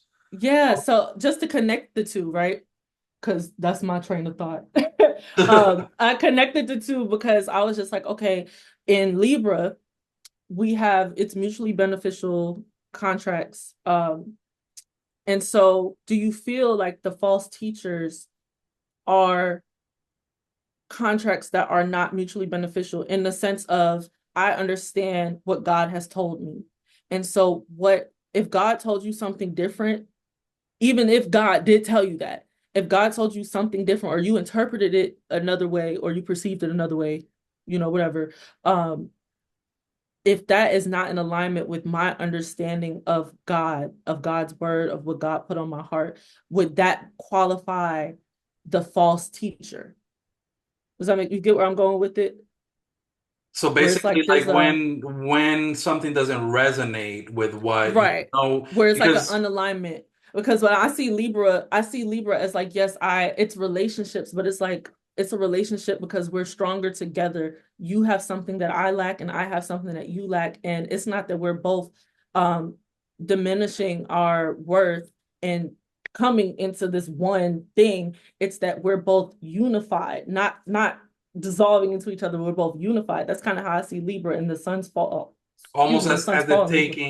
taking two opposites to be able to. Exactly, exactly. And so do you think when it comes to the context of false teachers, do you think it's something that's like we're not polar opposites, we're like kind of what can I relate it to? Like the quincunx, the inconjunct, where it's like I don't see you at all. I don't like, do you Right. think that's more of a false teacher kind of I situation where I don't know where you coming from?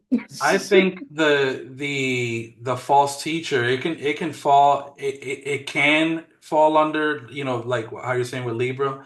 But what I keep hearing when you say false teachers, I think of a heavy debilitated Mercury in Pisces.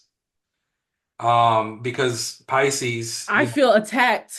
No, I'm kidding. Go well, no, ahead. no, no. I mean, and that's just no. I I'm got just. It could be you. Mercury in Sagittarius I got in you. Jupiter's domain, and the I'm just reason playing. for that is is because of Mercury's dual nature, and he's a trickster. So I feel like because Mercury is so, I want to go ahead and see the details. I want to go ahead and get very close to the thing so that I can go ahead and, see everything up close and clearly. When you throw Mercury in a sign like Sagittarius or Pisces, there is Mhm. so much going on there that they're just focusing, and then you get the religious people that are teaching and that become those Mhm. false teachers. They're only seeing their point of view. They're only seeing Mhm. what God has shown them and only them, and what they are able to interpret, that they're not seeing the bigger and expansive picture. And Yes. then not only that, but scripture says that no man should have to teach another one, because the Holy Spirit is going to go ahead and teach us everything. So when you and I, when we communicate and we talk and I share something with you and it resonates with you and it clicks, it's because we're kind of vibrating in the same frequency, in that God frequency, because it makes sense. Hmm. I can't, and then this is where sometimes you have to have discernment to be able to discern what is truth and what is false. When you have Hmm. somebody that's trying to force feed you the word, and somebody that's trying to force, their belief and their point of view, that's when it becomes a problem. And I think that that's what paints a false teacher. I love this. Okay, so I was thinking of the Sagittarian archetype and like even how it expresses itself in just like people. And one of the frustrations that I've had, Pisces and Sagittarius square. So I've the frustrations that I've had as a Pisces with Sagittarius is that they have such a strong belief system because it is that philosophy um that it is very overbearing and it is like, well, this is this because I have all this knowledge, I know that this is a fact, and if you don't believe this, then you're wrong. And so when you say like Mercury in its fall, I definitely can see that show up where I feel like Sagittarian and maybe Pisces too, but I'm gonna be biased because I'm a Pisces. But I feel like in Sagittarian, I've experienced this where it's like how people take something and run with it. Like it may be so much information, but they learn a little bit and Bits it's and like, pieces. oh, okay, yeah. So it's like, okay, well, I'm gonna piece this together in what makes sense in my mind because I've learned all of these little things. And then so now I'm going to share this as if it's new and correct information when really it's like, wait a minute, you got to connect the whole circle. And so I love that you say that this is a like a Mercury in its fall. I completely I I that resonates completely. And so to speak on Mercury too, I even was thinking about how mercurial Jesus's messages were when it comes to like that felt very Mercury and Pisces to me, where it's instead of it being this is the law, this is the law, this is the law, I feel like Jesus spoke in a lot of metaphors and a lot of parables, and it made people question themselves and what they believed and how they perceived reality, and it made them think more than it was like very literal. And so I feel like that was the transcendence Neptunian aspect of Jesus coming through, where it's like, I'm not going to tell you exactly what the law says. I'm going to give you a lesson or a story. And I see this archetype show up in myself a lot too as a Mercury and Pisces, where people, I always say I feel like I'm talking through water. That's why when we got on our call, I was like, I know, did that make sense? Because I feel like I speak a lot in metaphors and parables to be able to get the message across in a way that makes sense to me. I have to relate it to something else. I have to deliver it in a way that's like colorful. And I feel like Jesus did that very well. And that's you painted that perfectly, because the thing, what the way I see Mercury and Pisces is because they're not speaking things of this world. They're Hmm. speaking otherworldly things. Because remember when Jesus said, he said, I am not from this world, so that's why you cannot understand what the heck I'm telling you. Is because Pisces is tapped in to that beyond that Saturn, it's beyond that, what our minds can go ahead and wrap it around. And a lot of the times we cannot put, the spiritual things into words. It's like you ever Hmm. had that epiphany where you're like, oh man, how do I put this into words? And how do I Hmm. communicate this to people so that they can go ahead and understand it? And then they can't because it's art or it's poetry. Yes. And that's the Yes. And that's Pisces and my Mercury. yes, yes. And even that's why, like, sometimes music resonates differently for people, or there'll be times where I'm like, I literally said that, but somebody else said it in a different way that may be more logical or whatever. And it resonates with people with that side, with that perception. And so it's so cool because it's like I had this revelation one day where I was just like, you're thinking in colors and vibrations. It's always going to be hard for you to explain that sensation. So you have to communicate in metaphors, because yeah, sometimes people are like, this is long-winded, this don't make no sense, what are you talking about, you're talking through water, you're speaking I'm always like, am I speaking Chinese?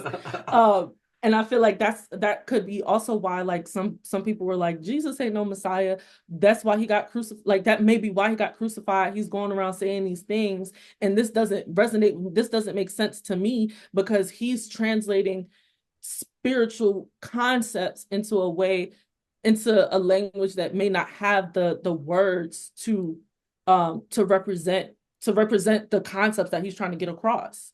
Right. It's because and it goes back all back to, the metaphor, the Mm. metaphorical and the the spiritual aspect. Is like Pisces, a lot of people underestimate the Pisces, but they don't realize that the people who don't value a Pisces is that I see Pisces as the mystic. It's like Pisces is like those deep waters that you're getting information that is not from this world whatsoever. So what that's why a lot of Pisces may seem, and you said you're a Pisces?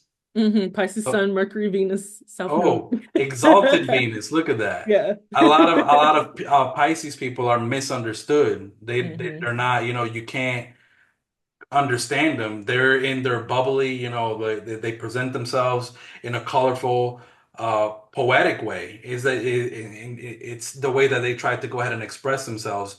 And since they cannot put it into words, a lot of it you see it through the way that they dress, the way that the way they put themselves together. Is Yes. what I've seen. It's a common theme with Pisces. Yeah, and I think that also comes with this whole delusional um stereotype that Pisces gets. And I feel like even with Jesus, that could also be like what came into play. Like, this person is delusional because which he's not the son of God. He's this is an abomination that he's going around saying these things, and that I'm the truth and the light and the way, and that I'm here to fulfill. Like, he's like, what are you talking about? You're a human just like me. You're delusional. Like, I feel I feel like that was the vibe that his adversaries were kind of giving him and crucifying him for. And I see that show up in like the part Pisces archetype as well. I'm not just saying that just because I'm a Pisces, but like I see that in others where it's like, no, this isn't delusion. This is it may look like delusion because like I said, there's no language to really explain it or to even explain where this information is coming from. But you kind of have to trust that this is rooted in something, if faith, if anything. Definitely, and that I think that that's where, faith comes in, and that's such a Pisces thing to have faith and hope in the unknown because it's like kind of like that dream world Mhm. where you don't I don't know what your dreams are. I don't know so it's like when you're trying to bring that, oh, this person is delusional. They're living in La La Land. Well, it's Mhm. not La La Land. I personally, this is my perspective, is that I see the dream world as the real world. And this Mhm. over here, what we're experiencing is just a temporary fake world. I think that the dream world is that promise once we're done here and we enter into there, into the other side. Um, there could be like almost kind of like a replica. This is the mirror side of the real world. And does that make any sense? It does. It reminds me of this. I don't know if this is like a yogi concept or if the person that told me this was just a yogi, but they were saying how in yoga, some versions, for people listening to this, I'm sorry if I'm inaccurate, but um there's this concept of like you said, everything is a dream. And so this person, when they were talking to me, they were saying how they stopped dreaming because they're always in a dream state. And so once they reach that dream state, like like pretty much he was telling me that the ultimate goal of us is to constantly be living in this dream state so that we can perceive things for for what they are, for more than what they are, more so than like how they are physically seen. Does that make sense? That's how it was explained to me. So when you brought it up, I was like, okay, this is tying back to something someone told me before. Right, and that's definitely I think a Piscean thing, it's because it's out there and it's like, but then again, it goes back to what initiated this is the false teachers. I can't Mm, force you to understand or force feed you, the spiritual things that I've yeah. come to realization. Like, for instance, the concept of reincarnation, I came to that one day. I was just sitting in my backyard and I'm watching as the sun is setting, and I'm like, the leaves fall, the sun sets, the sun comes back, the leaves come back, and somehow I'm excluded from the cycle. It's like, and then Hmm. I went through a whole rabbit hole in the Bible where people are really against this concept of, reincarnation. But how else would spirit or source, God, would come back to go ahead and have these different experiences? Right. And even how you were saying before with when Jesus was saying like you visited me in prison, you visited me, that's an example of like God continuing to experience itself.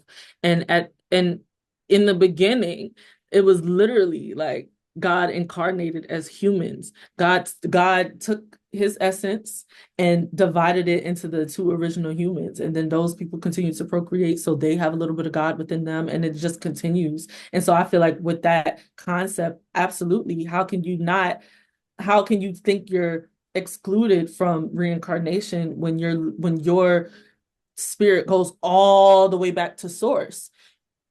You're just source continuously experiencing itself. Well, this brings me now. I have a question for you. So, what Yeah. are your thoughts on the nature of Saturn and representing karma?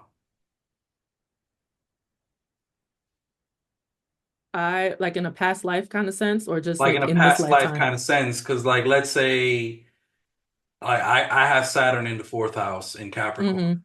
So I had a rough childhood. Well, if I just take it and apply it to this lifetime, sure, I've had a rough life, but is this from a previous cycle, and I'm having to go ahead and now pay back those debts that I owe? Does that make any sense? Yeah, for sure. I think it's one of those every action has a reaction. So possibly in a past life, we were experiencing something that we had way too much freedom in. We had way too much freedom. You may have had way too much freedom at home. My Saturn's in the eighth house. I may have had played in the others too much or relied on other people too much, relied on being taken care of too much with it being other people's money. And so now in this lifetime, I have to learn how to be self-sustainable. I've seen that show up for me. I've seen that come into play where it's like you have to find a balance here. I don't think it's necessarily, this is something you have to move away from or completely get rid of. But I think Saturn in that context will show you, okay, you just have to have some kind of boundary around this thing. You have to have a boundary around how you interact with your family, or you have to have a boundary around how much you intertwine with other people's assets and resources. Because the more that you go against this, the more it's going to be to your detriment, and the more that I'm going to give you this debt, or the more I'm going to see you I lose.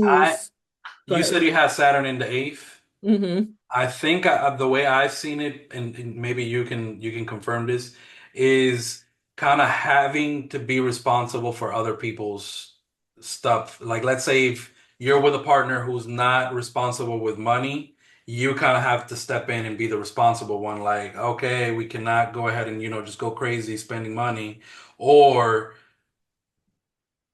the partner or other people spending and being wild and crazy with their finances and stuff, and you having to kind of play the savior because you're the responsible and structured one in whatever the dynamic is, whether it's as a daughter, parent, or For sure.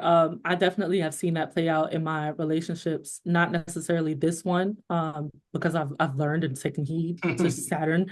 But, in my previous relationship, it was, oh, you messed up your credit, that's fine. I'll put you as an authorized user. Or, oh, you can't get a phone. I had a phone bill. Perfect example. I had a phone bill that had my ex on it because he couldn't get a new phone. I was like, oh, just get on mine and you pay the bill. Like, to me, I thought that was something that was helping me, where it's like, okay, well, if you get on my phone, if I help you out, then you get a new phone and I get the bill paid. And then at the end of that relationship, it was like you've merged so much, you've taken responsibility for other people's shit so much that now you're left with this big ass phone bill and this phone that you don't even have, right? So Right. now I have a debt with AT&T. Not to get too personal, but I don't really care. I'm an open book. It I got a does. debt. I got a debt with AT&T because of that situation. And so I've learned now that even like when my partner is going through something, I don't have to overcompensate. And I got a seventh house Venus too. So it's like I always want to prove my value. I want to show that I can be a valuable partner and step up and help you out. But I've had to learn that I can do that in other ways and that I don't have to completely take on the responsibility of other people's shit. I can just take control of mine and whoever is so my Saturn's in Aries. And so I feel like the more that I've stepped into my own individuality and my own strength and have my own resources, um, those people will come up and meet me on that level when I'm just like, I'm not, that's none of my business. I've had to Right. learn that. And so I feel like that's why now my relationship is so much better. That's just one aspect. It's not always financial, but I have seen that even in friendships where it's just like I'll interact with people and I want to fix everything for them. And that causes tension because they feel like I'm judging them or whatever. So to summarize, yeah, I've seen it show up in that way where it's like you take on everybody else's shit and Saturn's like, girl, stop. But I think so to bring it back to karma, I think in that context, in a past life, I have been someone who was either used for her resources or was very sensitive. And this is based on like past life readings I've also gotten, was abused. So now I'm hypersensitive to other people's energy. And now I have to like kind of tune it down some because I'm safe now, if that makes sense. Right. That does But make yeah. sense. Look at that. Well, do you have anything else that you think you wanted to touch on for this, or that you missed, or that you really wanted to go ahead and touch on? I think I've covered I think the only planet we didn't really talk about was or I mean, the moon. We didn't really touch on the moon. I think the moon kind of falls into how people show up as, so like I was saying before, the personal planets, I feel is it Let me shows throw a the wrench. huh? Let me throw a wrench. The or let me stir the pot. Go Let me ahead. the mother aspect of God. Okay. I definitely can see Because that we, as well. Like the we live in a nurturing. culture where it's Father God only, and it's Yeah. only, you know, the Father. But then what about the nurturing, the caring, and the comforting qualities of God? And you know what I also find interesting? Every time that wisdom is talked about in the Bible, it's always given her pronouns.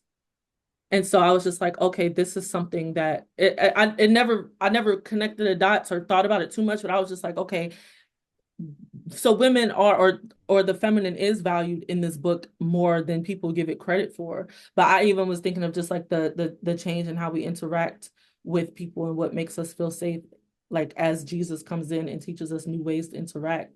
I think I was thinking more in like the perception of our reality. Like now someone has come and taught us that we don't have to condemn in order to show our love to God. We don't have to condemn in order to feel like, because I feel like before in the Old Testament, it was like our safety, which is very lunar.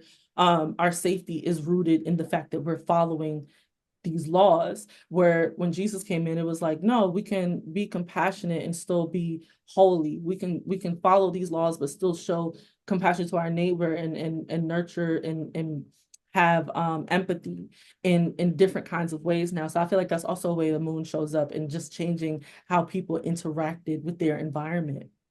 Definitely, that you hit the nail in the head right there. The fact that there's so much moving in the Bible, they move from over here, they move from there. It's constant moving and change that's happening throughout the Bible. And when we look at the moon is kind of like, really unstable in a way because it's always changing its phase. It's never, Yeah. constant. So we see that kind of the environment of the Israelites kind of constantly changing. They're never, kind of settled in.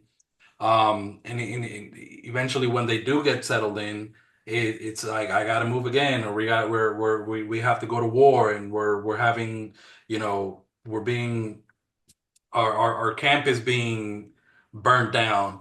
But the fact, what I wanted to touch on with the moon is not only their environment, but it's also back into that wisdom that you talk about. Like the wisdom, the moon is reflective. So Hmm. when we sit back and we reflect on the word of God, we have those aha moments that we may be walking through the darkness, or like through the 12th house, where we feel like we're being going through that self-undoing phase where our life is falling apart. And the moon, it kind of, shows or reminds us of the little light that it keeps growing and growing, and it reaches illumination, which I think is the goal of, from the beginning we start with darkness and we end with revelation, uh, Yeah. which is the reflection of the sunlight, which is the eternal light that Jesus was go ahead and he was teaching us about. It's uh, funny that you bring up like, yeah, we're going through this darkness, because when I think of even the moon card in the tarot, whenever I see that card, literally I'm always like, yeah, though I walk through the shadow of death, I shall fear no evil. Like that's literally every time I see that, I'm like, okay, things look crazy right now, things look blurry, it's dark, things are Confusion. disfigured, everything has disintegrated into something scary. But as long as I keep moving, I'm more into myself, and I'm thinking of all of the lessons that I've picked up thus far and all of the wisdom that I've gained. Eventually the sun will come back out and I will find that clarity. And that's like that moving from the 12th house to the first house to me, where it's like you're being initiated into your new identity, this new set of laws. What finds its joy in the 12th house? Saturn, right? And Yep. so it's like, okay, now we're entering a different period of self-mastery based on everything going on in our journey. So now that you have lost form, you can create a new form. And it's not that we're completely getting rid of Saturn, but we're going to the next phase of Saturn. Going back to the tarot, I'm thinking of the world card as well, with that being ruled by Saturn, where it's like, so the fool moves through the fool's journey, ends with the world card, and then does it again. Now, how you do it again depends on how well you've grasped this information. And so, like I said, it's not that we're completely dismissing Saturn, but Saturn gets a level up. You know what I mean? Like Right. our laws and our structure and the way that we ground ourselves gets a new level. And so I think everything kind of always comes back to Saturn, especially with it being Comes back to the Saturn bridge, always. yeah, with it being the bridge between worlds, really. It's like you're always going to need structure. You're always going to need discipline. You're always going to need to come back to earth and, back to grounding and back to your body. But now that you've went through all of this and you've kind of went through the these revelations, now you can inform your Saturn better, and now you can understand better why I laid out all these rules in the first place. I even think of like my like childhood. Sometimes we have issues with our parent. My mom's an Aquarius, so very Saturnian. And people who have Saturn mothers, they kind of share this similar sentiment where it's like our mothers were super hard on them. But now in adulthood, I'm like, now that my prefrontal cortex has developed, I'm like, no, I needed that. I'm grateful for that because I had so much of a foundation as a child, even though I wanted to rebel and I wanted to scream and I hated that you were so hard on me. Now I understand why, because now I'm better equipped in my adulthood. And so I think even like with the Old Testament, yes, you're learning all of these laws. Yes, you're going to question them. Yes, they don't make sense. Yes, it's going to make you feel small. It's going to humble you. But when you come back to this, you're going to get why these laws are in place. You're going to get why I gave you these 12 commandments, not because I don't want you to enjoy yourself, but because I don't want you to lose yourself in this enjoyment. I feel like Definitely. I just preached. Yeah, you did. My wife, she's an Aquarius, and Hmm. I mean, I'm not super laid back, but of the two, she's the more kind of stern, Disciplinary. Hmm. disciplinary with the girls, and she's kind of like more by the rule.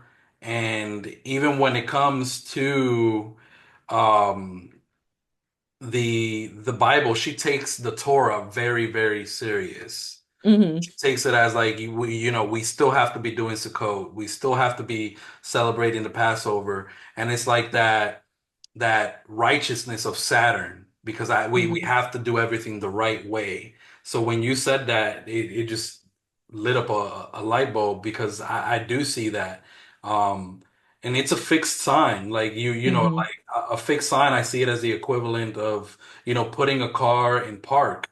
It's Hmm. not moving nowhere. It's staying right there and it's not wavering and it's not going left and it's not going right. So a lot of the times it's not like I'm a Gemini. Like I'm easy to be able to see Go with the flow. Yeah. perspective and go with the flow and I'm like, okay, I can go ahead and do this and I can go ahead and do that.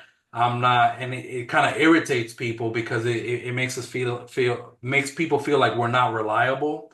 And it's not Hmm. that we're not reliable, it's just that we're easy to go ahead and shift gears. Kind of like when I think of the modalities in astrology, it's like you've got your drive, which is your cardinal sign, which just Hmm. goes. And then you've got the park, which is your fixed signs, and then the neutral cars, which you can go ahead and push them, Hmm. or you can push them either way. So that's the way that I go ahead and I look at that. I'm going through a whole different rabbit hole now. No, you're good. That's how we both are like that. I have to keep bringing myself back. But no, Center I yourself. love the Saturn influence even more now because even you know people are afraid of Saturn so much. Oh, Saturn return is going to beat my ass, and Saturn and Saturn and Saturn. It's like, no, Saturn's trying to show you how to master yourself so you can reach your next level. It's trying to give you breakthroughs. It's trying to show you more of what it is that you believe and why you believe that, and why this particular structure and boundary for yourself actually helps you with your elevation. And that's a very good point because people they are afraid of Saturn and they're afraid of that Saturn return. From my experience, my Saturn return, it taught me, so it's in the fourth house. So I grew up with a difficult childhood, and as I was reaching like that Saturn return point, I reached not only was I becoming more mature, but I became and had an established home life Mm, where I stopped bouncing around from jobs and I started, becoming more serious where I was able to go ahead and secure a job where I can apply for a loan, get a home and get a mortgage. So it's like looking back at those things, like the first phase of my life was, really rough in Saturn's eye or due to Saturn. But now looking back at it, it's because Saturn applies that pressure to make diamonds. right. Because you wouldn't have known that you had to establish those things for yourself had you not had fuck ups, like if you hadn't If experienced the opposite if and I didn't, grow up in the home that I grew up with, I would never Mhm. want to. Because now my idea is to. I don't. We all want to go ahead and improve. I mean, most of us. The ones that don't is because they're not. You know, they don't they're just lost in the but we all want to go ahead and improve and like me if I don't want to go back to my mom's house never like Right. I'm already an adult so it's like I've already progressed and advanced and I want to go ahead and just keep it to maintain it to where I'd never have to go ahead and go back to the way that into the home that I was born into if that makes Hmm. sense. Absolutely. Yeah, and it just shows how we really are living similar to like the hero's journey is the hero's journey, whether you put the veil of Jesus over it, the veil of anybody else, you, me, like we all face similar journeys where yes, we face hardships, but those your life would not be what it is today without you going through those trials and tribulations. It wouldn't have brought you to God. It wouldn't have brought you to finding what actually matters to you and where you can ground your faith in without you going through these things that kind of trip you up. Some people call that the devil, some people call it, their lower self, but whatever, it's just something that it brought you away from your faith and your concept of God to just bring you back. And when I even say your concept of God, it can literally just be how you feel like you should live your life. Like I feel like the concept of God can be so, it can depend on the person. It's so personal to people, but at its core, it's just like what feels divine and good to you. And it seems like for you, it's like how you want to live. That experience showed you how you want to live your life. This is you literally created your own boundary, your own structure based Definitely. on based on the shit that you went through and the lessons, the harsh lessons that Saturn had to teach you about creating the world that you desire in order for you to thrive. Definitely. All right, did you have anything else that you think we That should? was, I think I think I we think touched on a I think lot. we have We could touched on a go on lot, but I feel forever. like we can go for 5 hours if we Yeah. We got to do this again because I'm telling you, I had a ball. Like even if we do this like once a month, this was great, and I'm sure like now I'll based on the stuff that you said, I'm sure now I'm gonna go back to my Bible and be like, well, what was he talking about? I'm gonna listen to it again. I'm gonna be like, let me dive deeper into this and see it from that perspective. And I always love revisiting the Bible. The more information I gather. And it's funny because one of my community members was like, if the Bible is such an occult book, why would they give this to everyone? And I'm just like, I think an occult mind is an occult mind, regardless of the text. Like, yes, there's keys and nuggets in this Bible that maybe the masses shouldn't know, but I think it's more of like how you are able to take it based on your understanding of your own personal understanding of God and how the universe works. And so I think it's just been really nice talking to another occult mind, someone who thinks deeper than, just surface level and being able to chit chat and bounce back and forth. And I love it. I love the and astrological references, the tarot references. It's been great. and I personally like I love the Bible Yeah, me too. because I see it in a different light, like Hmm. exactly like what you're saying, like how can this be in a cult book but be given to everybody? Well, it's because it's the way it's written, Hmm. and it's not, and that's why it doesn't make sense to a lot of people because in a sense, I think it's written in code. and you got to be able Hmm. to decipher the code. So if you don't know the language or the code, then you're just going to go ahead and take this text as a literal thing Hmm. that's happening instead of, the layers that it has. Because I'm not 100% negating the fact that, okay, a lot of these things could have taken place. I'm not negating that because anything is possible, but it's going deeper into what is this book trying to tell us, and why has Hmm. it caused so much controversy throughout the ages? Why is it, that it rubs people the wrong way? Because um, if if it had no truth, then it shouldn't rub you the wrong way. You should just ignore the book as Right. as it is, Um, Right. but there is one part in the book that I always try to go ahead and bring up is that it's a tool and it's a sword. Like it literally says that the word of God is a sword. So we have to be responsible in the way that we use it because a lot of the religious people, they'll take this book, the sword, and they'll go ahead and just try to attack people with it. And Hmm. that's not the way that we're supposed to be using that tool. We're supposed to be using it for me is personally, I'm not gonna go knocking at your door and try to, shove the book Right. down your throat. Um, Right. but if you and I, like you and I, were discussing back and forth, I learned a lot from you tonight, and you're saying that you took a lot of from myself as well. So we're bouncing, sharing the word of God in love, which is I think is Mhm. what it all boils down to is love. What Jesus wanted to Yes. go ahead and teach is to be able to communicate, even if we have different perspective or different views, but that we do it in love. And that's Absolutely. the goal of what I think Jesus wanted to go ahead and, what he wanted to accomplish.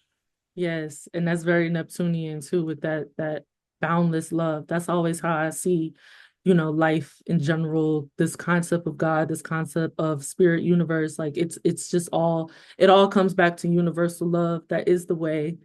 God is love. Like it's very simple, and we as humans complicate it, but it's very simple. And even it's just something that we can always pull from. Like the same way that I pull from, first of all, I read the book just like any other book. Like, you know what I'm like, I can pull messages and lessons from anything. So when people have resistance to the Bible, I'm always just like, just read it like any other story. And what you pull from it, you pull from it. It would take what resonates, leave what doesn't. But the same way that we was able to reference the Bible and then reference the tarot and then reference the astrology and then we can reference so many. I reference 48 laws of power. Like there's so many different things we can pull from, and I think that also comes back to love. It's an ability to speak the language of the person that you're interacting with. We interact in the words of astrology. If I'm speaking to a Christian and I know that they're going through something, I can reference the Bible, like a lesson that I learned from the Bible, because that's their language. And I think it just ties into like this mercurial nature of being able to move in different rooms, where it's just like the more that you learn, the more that you're able to connect with other people,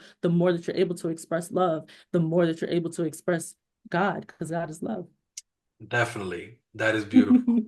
Michaela, thank you very much for joining me. And I would love to do, because we can do a part two, part three. Yeah, I'm let's pretty do it. sure there's much more things that we can go ahead and, talk about because at the end Yeah, of the day, it is a beautiful book and yet has violence and it has some things that, rub, but I think it's hidden in a way that our carnal mind cannot understand sometimes. for sure. And I'm so interested in what the audience has to say, like what questions comes up for them.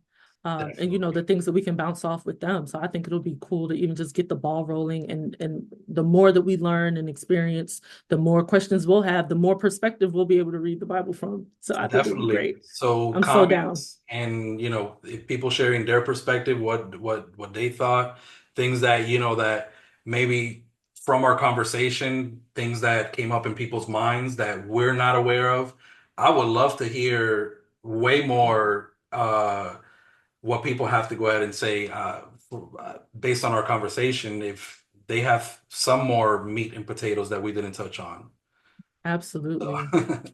all right. Well, we'll keep in touch. All right. Absolutely. I'm probably about to DM you right after we get off this call. All right. Have a great night. You too. Thank you. Bye.